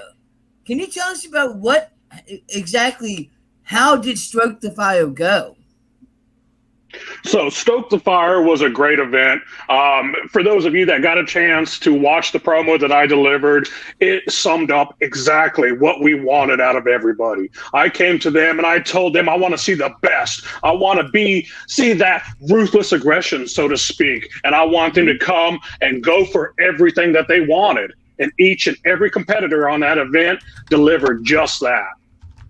Absolutely. I mean, you had things like, the debut of Sean Leo. Like, how did that go? Like, I mean, I saw the That's a big promo deal. that he cut, and I'm like, man, to debut at a show like Stroke the Fire, how did that debut go? So Sean Lau was one of those that Renee was talking about a couple months ago. We had a huge AIWF and KWA showcase. We literally had like 80 wrestlers from all Two over the sold US, out from shows, California. ladies and gentlemen. Two sold out shows. Two sold out nights, Friday and Yeah. Saturday. We had guys from California, Oklahoma, Texas, Missouri, Nebraska, Florida, all the way over into Florida. I mean, it was New York. We had guys from New York, and they all came right here to Hutchinson, Kansas for 2 amazing nights. Sean Lau was one of those guys. This whole event was meant for us to scout talent and find out who the next big star is going to be. And Sean Lau came out and made a huge lasting impression on many of us. And that's why we wanted to invite Sean back in. He's doing big things down in Tapa, Texas right now. For those of you that want to, go check out Sean Lau, check out Tapa, Texas. A lot of great things going down there right now. There's one other thing, and then I'm going to let somebody else talk. But I went to Prairie Championship Wrestling's Facebook page, and I saw a promo by a guy named Thorn the Hunter. And it seems like he is about ready to kill this guy named Christian Temple. Like, it seems like Christian Temple has, like, really messed up, and this dude is, like, really going to, like, kill him. So you're bringing up a little bit of a sore subject here. So, Thorn the Hunter, this guy has been a pain in my ass for 2 years now. He came in, he thought he was going to make a huge mark and take what is his, and the guy did great. And don't get me wrong, a wonderful talent. He is. But he was going up against my boy Dallas Cade. And you don't bet against my boy. You never do. So Thorne came out, he did what he did, and you know what? My arm, still a little sore. It was stuck up in a chair. He smashed it between 2 chairs. And again, he's going to get what's coming to him this week, or in 2 weeks, July 24th, in PCW. We got a little surprise for Thorne. But again, I will give the devil his due. The man is an amazing talent, doing huge things down in Oklahoma. And for as much as I despise him, I got to put him over. There you go. All right. Renee, John, whoever has the next questions, go ahead. I got you. Well, JP, I'm going to jump in here with a quick one to give you an opportunity to gather your papers. So, Adam, first things first. This show that we did about 2 months ago with the IWA, Yep. no, acronyms in my head. AIWF. Shout out to Matt Creed, great friend of the show. Just an awesome guy. How did that partnership happen? Because I know the KWA is starting to gain notoriety throughout the country. I know we talk about it fairly frequently here on the Wrestle Talk podcast. And, humbly, I'll say that we are heard across the country in over 40 countries up to this point in our career this far. So I hope, and I would like to think that we've at least played a little part in kind of helping spread the word. But how did that connection actually happen? I know, Billy's got something to do with it. I know, Blade, shout out to him and his recovery has got a little bit of something to do with that. But tell us kind of what part you played and how it came together on your end. So basically, PCW and XWE formed the KWA. XWE was already a part of the AIWF. When PCW joined, Billy was like, Adam, you guys got to hook up with them. It's a great group that's just going to benefit the promotion, especially a young up-and-coming promotion like we were at the time. And I just, not that I didn't want to join, but I just kept putting it off and putting it off and putting it off. I was like, you know what? We'll get to it eventually. Honestly, I felt like PCW wasn't in a position to where we brought something to the table at that point. We were brand new. I wanted to come to Matt and be like, this is what we have to offer. This is PCW before we joined. And so last year, with everything that happened with the pandemic, Matt sent out a message to myself and Billy. He was talking about wanting to do these showcase events once everything opened up. Well, Salina hadn't fully lifted all the restrictions yet. And as you guys know, they didn't have a venue in Salina at that time last year because the hotel closed down. And so Billy's like, look, bro, if this is something you want to do, let's go for it. But we're probably going to have to do it in Hutch. I said, hey, no problem. So we had a great relationship with our venue. We talked to them. We had 2 nights. Hit Matt. Actually, it started with 1 night. We were going to do a Saturday night, and that was it. I booked the Saturday. I got back with Billy. Billy forwarded that info to Matt.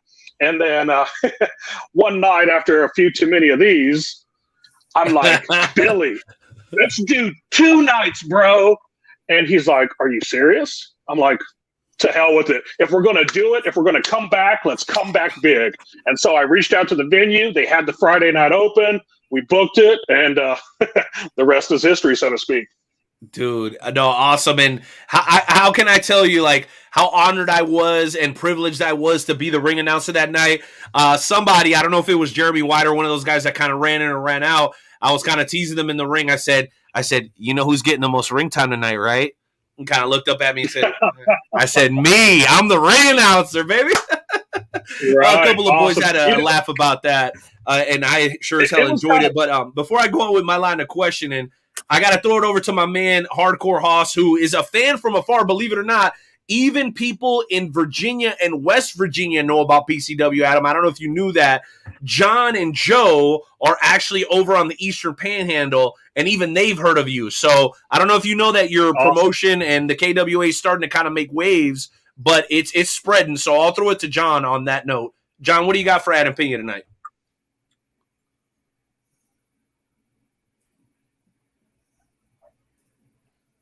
Sorry about that. So I was wondering about your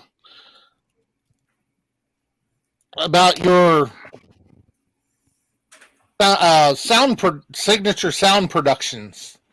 Can you tell us a little bit about that one? Where you started with that one?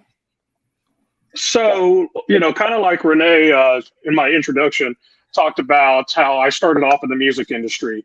So in 2014, I started along with a good friend of mine, Mike Clares, a company called Signature Sound Entertainment. So Mike ran a bar here in Hutchinson, and we were starting to book live music. And so I got in and I was booking. It started off, local bands, then it got further. I started going with some regional touring bands and then some national touring bands. I mean, there was a few bands that fell through the cracks, but there's a lot of bands that we booked that are on the radio now that are getting play on XM Octane. Saul out of Iowa, Dead Horse Trauma, they're no longer together, but Widow 7 is a band. Hemlock, I mean, mainly rock and metal, but we branched out into the red dirt and a little bit of hip hop. We had some comedy. Later on, we added a third partner to Signature Sound, which was Mitch Bass, who was my partner in PCW. And, we were running strong for many years. It went from where we were just not only booking in Hutch, but we were booking shows in Wichita and Garden and Dodge and Newton and all over the state of Kansas. There were even a handful of bands that we were helping do national tours where we would book their route, from, let's just say, for example, they're going from California and they're going to end up, somewhere on the East Coast. And we would help book their dates along the way.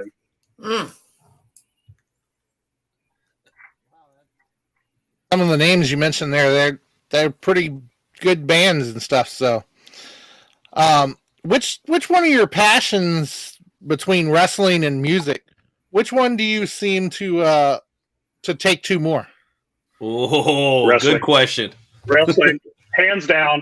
I mean, as many of us, I've been a wrestling fan since I knew what pro wrestling was. I remember watching it when I was a young kid, probably 5 or 6. My dad would go to work. My mom would go to work. They would take me and drop me off at my grandma's house, who would babysit me. And I would watch wrestling with my uncle and my older cousins. And it grew from there. I mean, there isn't even a picture of me, and we were making fun of it because I posted it on Facebook a couple of days ago. But me and my cousins, we were standing on my stairs as a kid, and had my tidy whities on, and they were pulled up, to my belly button. And my wife asked me, "Why did you wear your underwear like that?" And I said, "Because that's how the big wrestlers wore their tights. They pulled over their the tights belly up." button, yeah. And so I thought, Andre hey, the that's how Giant. you're supposed to wear them, And so I love music. I have a deep, deep passion for music. I play instruments myself. I don't know if you can see my guitars back there. I play piano and other things. And like I said, I love music, but wrestling, if I had to give one up, I couldn't give up wrestling. It's right here, Adam, it's okay. Renee still wears his underwear up to his belly button. My wife likes it. You know what we call it? We call it the tantaras. To make another George Lopez reference. Right. It's two George Lopez. Shots fired! Shots fired. That's good shit right there. Well, let me jump in here too, because I know I've got a series of questions, and I want to start with something a little personal. So, and John did a great job of asking a personal question. So, I'm always interested. I know you're a family man and a career man. How do you balance it all? Like wrestling, family, your career. It's a tough challenge. I know I frequently find myself kind of like in a conundrum. Okay, this Saturday I've got this, but we've got that. And you might have to be stretching. Like sometimes I wish I was Naruto and I could shadow clone myself, but it's not so easy, right? How do you find a way to kind of balance those three very important aspects of your life? Man, it's tough. It really is. Obviously, the 9 to 5, you got to take care of it because that's what pays the bills and puts the food on the table. The one thing, and honestly, it took me a little while to figure this out because I've been doing this for, like you said, about 7 years now. And in the beginning, I wasn't the best at balancing my time. And, I learned real quick that if you don't balance your time right, if mama's not happy, nobody's happy. Yeah, the wives always go over. Yeah, that's rule number 1 of the Wrestle Talk podcast. The wives must go over every time. Yes. And so the biggest thing that I did, and you may not have saw it at the AIWF show because it was so hectic, but I incorporate my family into each and one of these every one of these shows. So when you show up to one of our shows, you're going to see my daughter at the door taking ticket money. My boys are going to be setting up chairs, cleaning up the aisles, serving concessions. My wife works the merchandise table, handles the money at the end of the night. When it comes to the wrestling, I incorporate my family into it. It's a family business. It really is. And other than that, I know, okay, Monday night's wrestling night. Tuesday, Wednesday, Thursday, family night. We do whatever we do.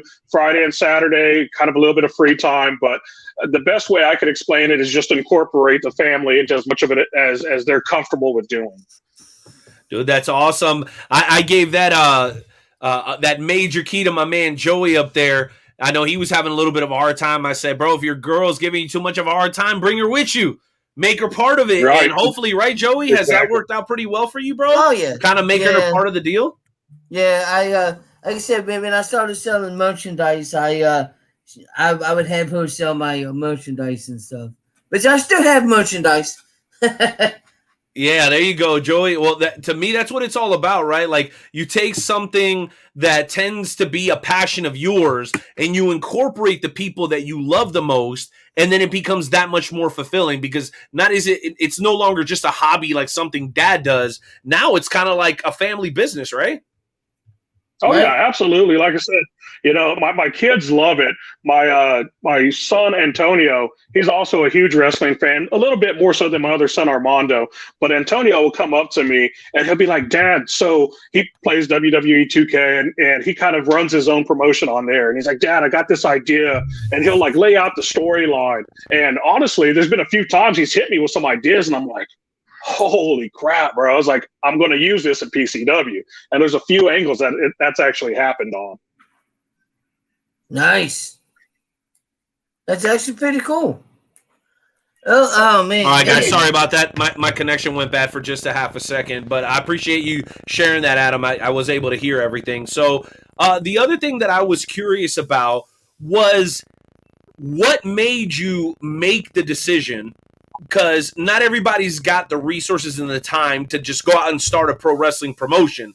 So were you a wrestler previously? Were you a manager? Did you just have friends who loved wrestling? Like, what kind of were some of the key moments and aspects of your life coming up that kind of resulted in you becoming a promoter, which a lot of people would argue with me, but I think it's one of the most difficult jobs in the world because you're trying to appease so many people. You're usually working with a fairly limited budget, and then let's not even get into venues, right? So it's a tough gig, and it doesn't pay very well, and the reward is just the satisfaction of being a part of growing professional wrestling. But I'm curious, from your perspective, how did you get to that point where you're like, you know what, this might just be for me? So, this is about 6 years ago, maybe 5 years ago. Again, I was already in the music scene. I was doing things. We were at a high point with the music. And being involved in music, my good friend, Colton Alexander, was in several bands that we booked. At that time, Colton had just started training with XWE and all them people. And so he knew I was a wrestling fan. We'd get together on pay-per-views and everything and meet up with our buddy Tom and watch the pay-per-views. And then one day Colton's like, "Hey, man," he's like, "I'm doing this wrestling thing." And I was like, that's pretty cool. I'd like to check out a show sometime. At that point, it had been years since I'd been to an indie show. So we went to one of the shows. I got to talking to the promoter. We started spitballing some ideas, and the guy was like, "You know what? You got some pretty good ideas here. Have you thought about getting involved in the business?" And so I said, "You know what? We'll give it a shot." I started off more so on the sound and production side, because I had, again, coming from the music industry, I wanted indie shows. And if you watch a PCW event, you'll see how this ties into it. I wanted, which any good promoter wants this, I wanted our shows, even though you're only spending $10 and you're not seeing some of the big names. I want all of our fans to come to our shows and feel like they're at a WWE or AEW event. That's why we have the lights, we got the sound, we got everything. That was one thing I wanted to make sure we had in PCW. And so, again, I started working with these other promotions. I hooked up with Derek Ellis, who's a great, great wrestling mind. I know he gets a lot of heat in Salina, but the man has one of the best wrestling minds in the state of Kansas. We worked with him for a little bit. Things just didn't quite work out there. We went our own ways peacefully. I was then introduced to Dan Adams. Dan is a legend in the Kansas area and even further, all throughout the Midwest. And we started working with Dan in Total Action Zone Wrestling. We did a lot of great things with him. I learned a lot. But there was a certain individual that was running in the area that kind of sabotaged us. I'm not even going to mention his name. Everybody knows who he is in our area. He's got a mohawk. Not worth mentioning because I don't like all the negativity. Yeah, I know. But anyways, Taz was going great. We had Abyss. We had a couple big names come in and do some shows. Through Dan, I also met Shane Sanders and some of the other guys that we worked with. And again, Taz folded. And at that point, I was already kind of working on an idea. I had an idea. I didn't have a name or anything like that, but I had some graphics drawn up and designed. And when Taz folded, I went to Mitch and my buddy Mike and some of the other workers that we had a relationship with. And I said, you know what, guys? I'm tired of getting our hopes up, thinking this project's going to be fruitful. It's going to be, long lasting. And then somebody dropping the ball or for whatever reason, something failing. I said, so I got an idea. I showed them all my logos that I had designed. I had been sitting on these logos for about a year and a half. I was waiting. And when that time came, I said, this is it. We're going to do it. I told them the idea. They're like, let's give it a shot. We got the knowledge. We got the connections. Let's just go for it. And we ran our first show in Newton, and it went great. We had a great turnout, and that just lit the fire under me. And I said, you know what? To hell with it. We're going all the way. I'm 100% invested. Let's just run with it and see what we can do. And over the last going on 4 years now, we've had a lot of improvements, a lot of success, and I'm just super excited. I got some new people on the team now, Steven Anzo. I'm lucky I got a hold of him. Become a great friend of mine. He had done a lot of work with Jerry Bostic and World Class down in Oklahoma. Yeah, they're getting ready to run in Wichita again, if I'm not mistaken. Yes, yeah, they're going to be running back up here at the Cotillion. Anzo, I know, is reaching out and probably going to work with them on that event. Nice. And, we got the right people in place now, and we got the partnership with XWE for them, because that was the other big thing, that the wrestling scene here in Kansas was everybody was fighting. Nobody wanted to do this. Nobody wanted to work together. And actually, Billy's brother, Chris the Voice, introduced Billy and myself one night at the Rusty Needle and sat us down. And he said, you guys, he's like, Billy's got a long-lasting reputation. Salina has a phenomenal crowd. And he's like, Adam's getting ready to come up and do this thing. He's like, you guys should work together. And me and Billy got to talking. We believed in a lot of the same values. We had the same vision. Billy's with XWE, they're a little bit more family oriented. PCW is as well, but as you've seen at some of our shows, and especially this last one, we're a little bit edgier. We had kind of our first dipping our toe into a death match between Rim and Justin Gray, and that was amazing. So, like I said, we're two different flavors of ice cream with PCW and XWE, but we blend well and we share the same vision, and we're hoping we can get the rest of the state on board because, like you said, Kansas has a lot to offer. We just haven't been given the rub yet. And so instead of waiting for it to happen, we're going to put ourselves out there. We're going to give ourselves the platform we need to put the whole Midwest and everybody else on notice of what we got to offer right here in Kansas. Yeah, I know a guy who ran a show like 2 years ago in December and did a pretty decent job. If he would ever get off his fucking ass and get that promotion going again, maybe you'd have a partner in Kansas City as well. I wonder who that could be. Some fat Mexican guy. Can't remember his name. Yeah, man. But yeah, well, I asked you that question. What'd you say, Adam? I'll say, you know how it goes. Running these events, it's time consuming. It really is. And it's taxing on the family. If things aren't worked out the way that you have them, and this is me being, breaking that fourth wall or whatever. If things aren't well in that department, then the business side of it just takes a big hit, and it can be tough. It can be taxing. I'll say that much. All right, so here we're gonna do this. I've got a couple of names. Most of it is like talent. Just kind of give me your general thoughts, kind of quick fire. And I'm going to start off with a guy that I know we're both friends with and big fans of. And he actually just happened to have a match with Joey, none other than Madman Pondo. Ooh! Do you know who I'm talking about, Joey? I might. I just might. Okay, I'll give it to you just to be safe. Adam Pina, give me your thoughts on Remington Roar. Boom! Yes! Dude, and I've said this before, maybe not to Rim, but strap a rocket to the guy's back because he's going to the moon. I'm telling you right now, give him a year to 2 years, and he will be a national name.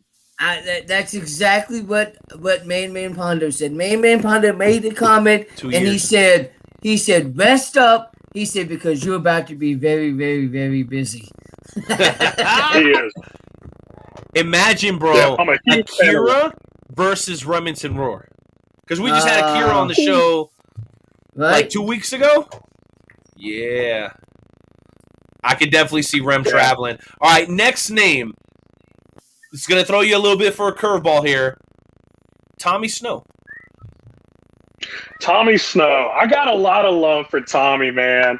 I think it was at Pratt. I think it was either it was his retirement show, or a show before, and he pulled me aside, and honestly, I didn't think he knew who I was. You know, I had met him in passing. We never sat and had an in-depth conversation, and the words that man spit to me, it was the gospel. I mean, I admire Tommy. Straight game.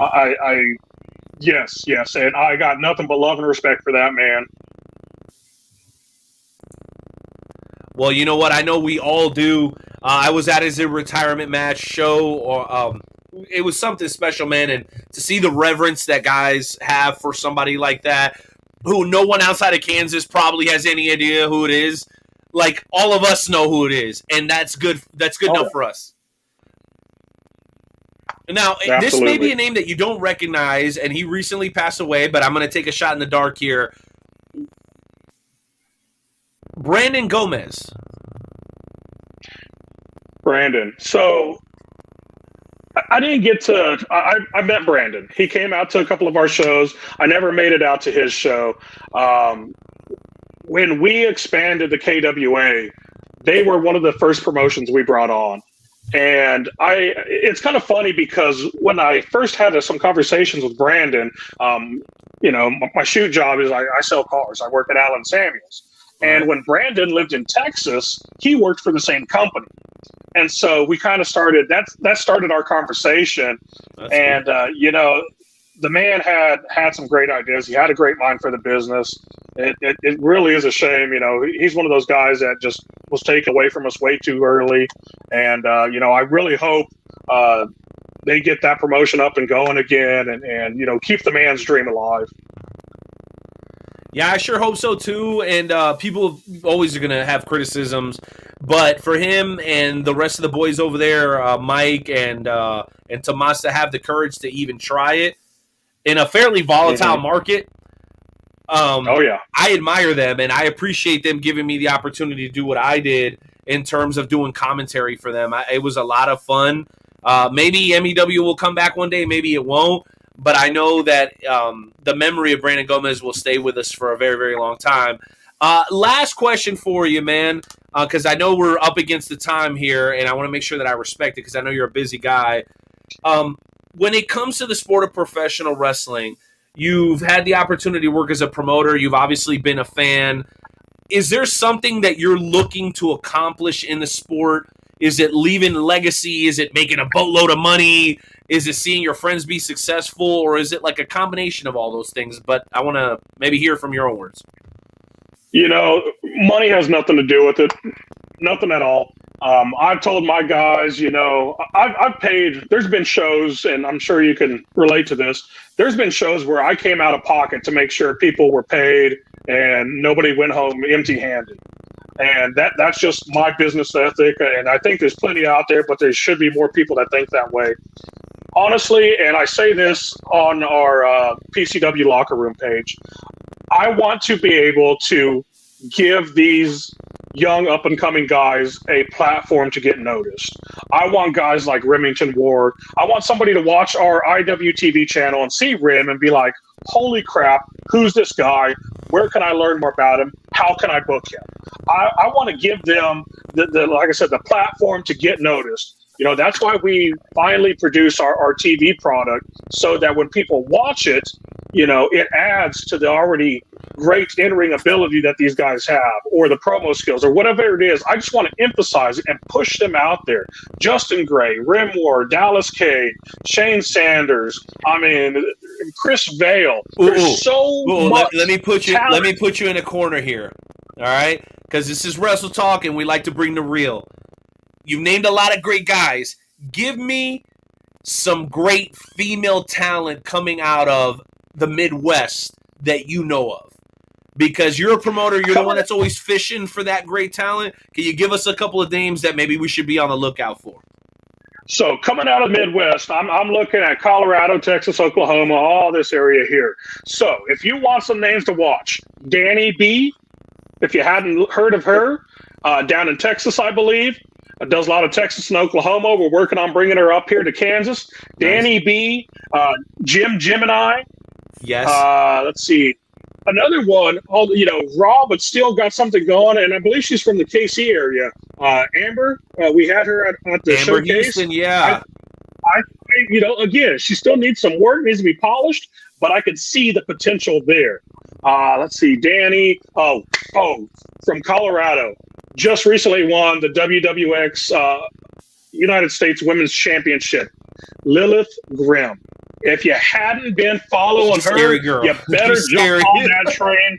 She scared me more than the dudes at the AIWF/KWA show. Like, I was the ring announcer, and a lot of awesome talent, right, coming in and out of there. Bob Evans was there. A lot of great dude. She scared me more than anybody when she came out. I'm telling you, she's another one. If we want to talk about people that are going to be with NXT or Impact, Ring of Honor, MLW, whatever the promotion is at that next level is, she's on her way as well. I guarantee, again, 1 to 2 years, and she'll be there. I agree, and I'll throw one more in there, Stormy Renee. Stormy Renee, another great talent. God, we had the first match between her and Drake Gallows. We booked that a couple of years back, and when I booked that match, everybody was Drake's like, such a great heel. God, Drake is so good. He is. Billy came unglued. He's like, bro, he's like, I never challenge your booking. He's like, but you can't do this match. You can't do this match. Aaron Helms, so many of the guys were like, dude, you can't do this. Reason being, because they tried some intergender stuff in Salina, and the crowd didn't like it. Again, very family-oriented crowd. Right. But I was like, you know what? I was like, I got to do this. I got to try it. I said, if anybody is going to protect Stormy, it'll be Drake. Drake can do his job. And so we did that match, and for the first 30 seconds, the crowd was like, wait a minute, what's going on here? This is weird. And then Stormy started her comeback, and they lost their shit. The crowd loved it. Still, to this day, I say, out of all the matches that I've booked, that right there was probably the biggest pop that we've ever had. There you go, man. Take a chance on a great young talent like Stormy Renee, and good things happen, bro. All right, well, before we go, we have one last very important bit of business to discuss, and I would be remiss if we didn't do that. I'm actually going to do a little bit of a screen share here. Adam, look at the image and tell me what comes to mind when you see it, all right? Boom. There it is. Tell us, baby, what do we got to know about Takeoff? Takeoff 4 is going to be a huge event. We have all of the favorite talent there, but there's going to be something very, very special. Christian Temple's very first title defense with the Tornado Alley Championship. He may have one opponent. He may have 2 opponents. He might have 11. So the only way you're going to find out is if you show up July 24th, the Baker Ballroom in Hutchinson, Kansas, for Takeoff 4, unrestricted. There it is, ladies and gentlemen. Well, Joe, John, Adam, I think we've done a fantastic job of covering a lot of different topics in about 40 minutes. I'm going to give you guys an opportunity to ask your final questions. I'll ask my final question, and we'll go ahead and get into the closeout segment, where I believe you, Adam Pina, get an opportunity to step into the squared circle and do a little bit of trivia against yours truly, the Night Owl. One-on-one with the Night Owl, your first time here. Are you game? I'll give it a shot. Let's do it. All right, Joe, John, any questions you guys have before we get into the game show challenge? My only question is, at the end of the day, what do you hope that the fans get out of a PCW show? When they leave the PCW show, what do you hope the fans get out of it? It's a great question, Joe. I hope when they walk out of the doors of the venue, they're, first of all, just awestruck by the fast-paced variety of action they saw. They're going to come to a PCW show. They're going to get some high-flying, spot stuff. They're going to get some traditional technical wrestling. They're going to get some hardcore, some death match, some comedy. They're going to get a variety of everything, and they're going to go home knowing that $15 they spent was well worth it. There you go. Best answer ever. All right, Hardcore Hoss. Hoss, what you got? Enjoyed the interview, and I think I'm good here. Well, I appreciate that, John. Well, let's go ahead and do this. I know you got some music you want to play for us, JP. Let's go ahead and do it as we get into tonight's, actually, episode 354's edition of the Wrestle Talk Podcast Game Show Challenge. Let's get it on.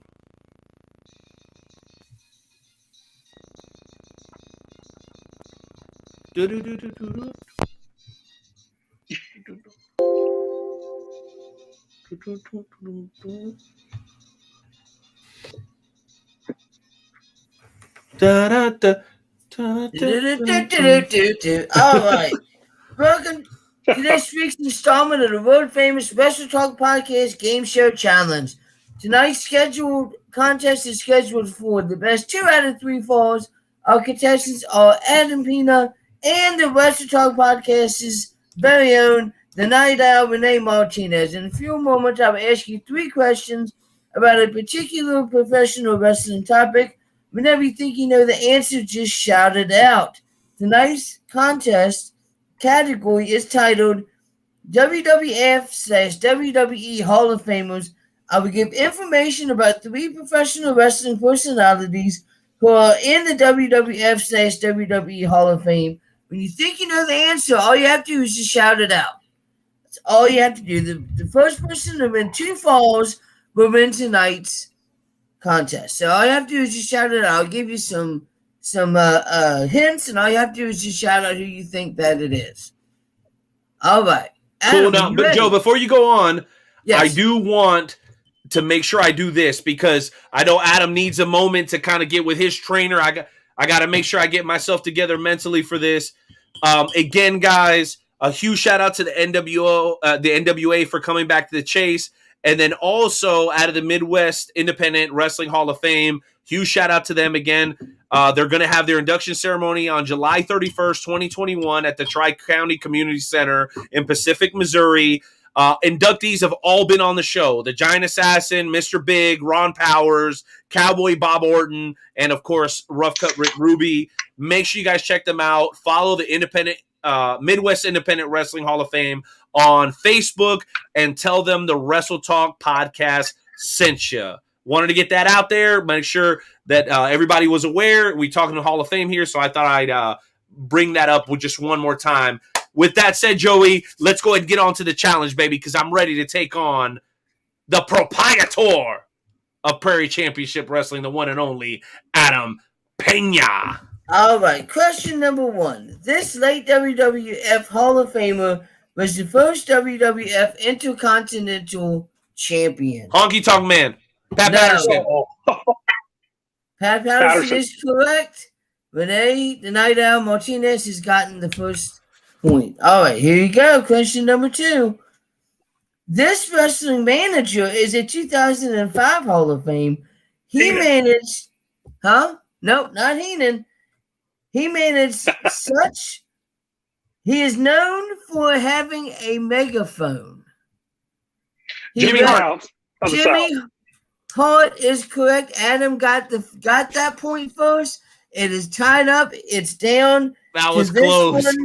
Right here. This wrestling announcer was inducted to the Howard Finkel. To the WWE Hall of Fame. You can see him every Wednesday night as Jim part Ross. of it.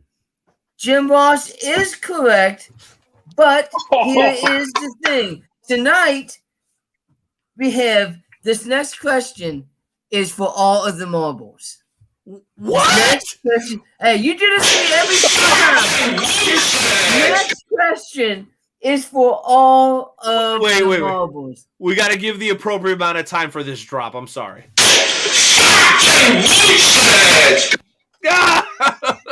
All right, you know what? It's fine. And you know what? I'd like a job at PCW in the future. So for the sake of my employment, I'm willing to go into an all for nothing. One last question. Let's do it. Here you go. This wrestler is a 2010 Hall of Famer. In the past few weeks, he has been seen on WWE programming, crowning a new $1 million Ted DiBiase. $1 million man, Ted DiBiase is correct. Adam Pina has won the Podcast Game Show Challenge. Whenever you had it that close, and at the end, Adam Pina was able to knock it out in 1, 2, 3. Congratulations, Adam Pina. Thank you. It was fun. Oh, got it. I believe we have music for that.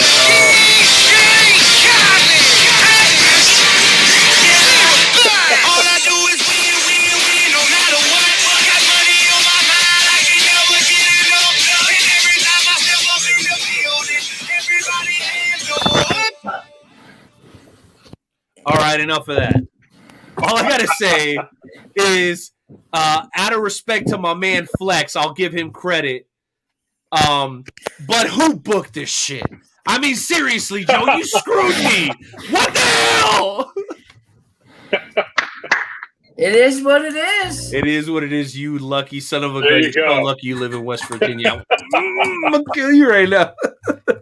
All right. Well, before we close out tonight's show, we got two very important bits of business.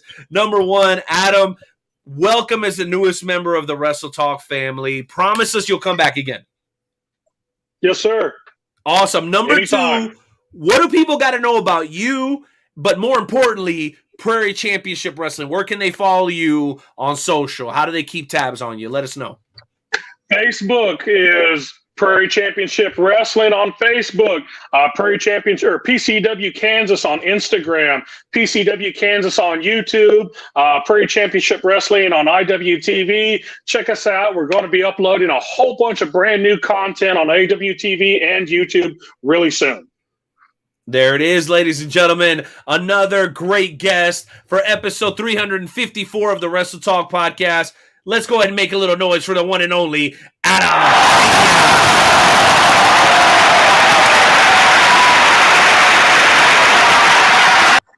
All right, Adam, any final thoughts, man?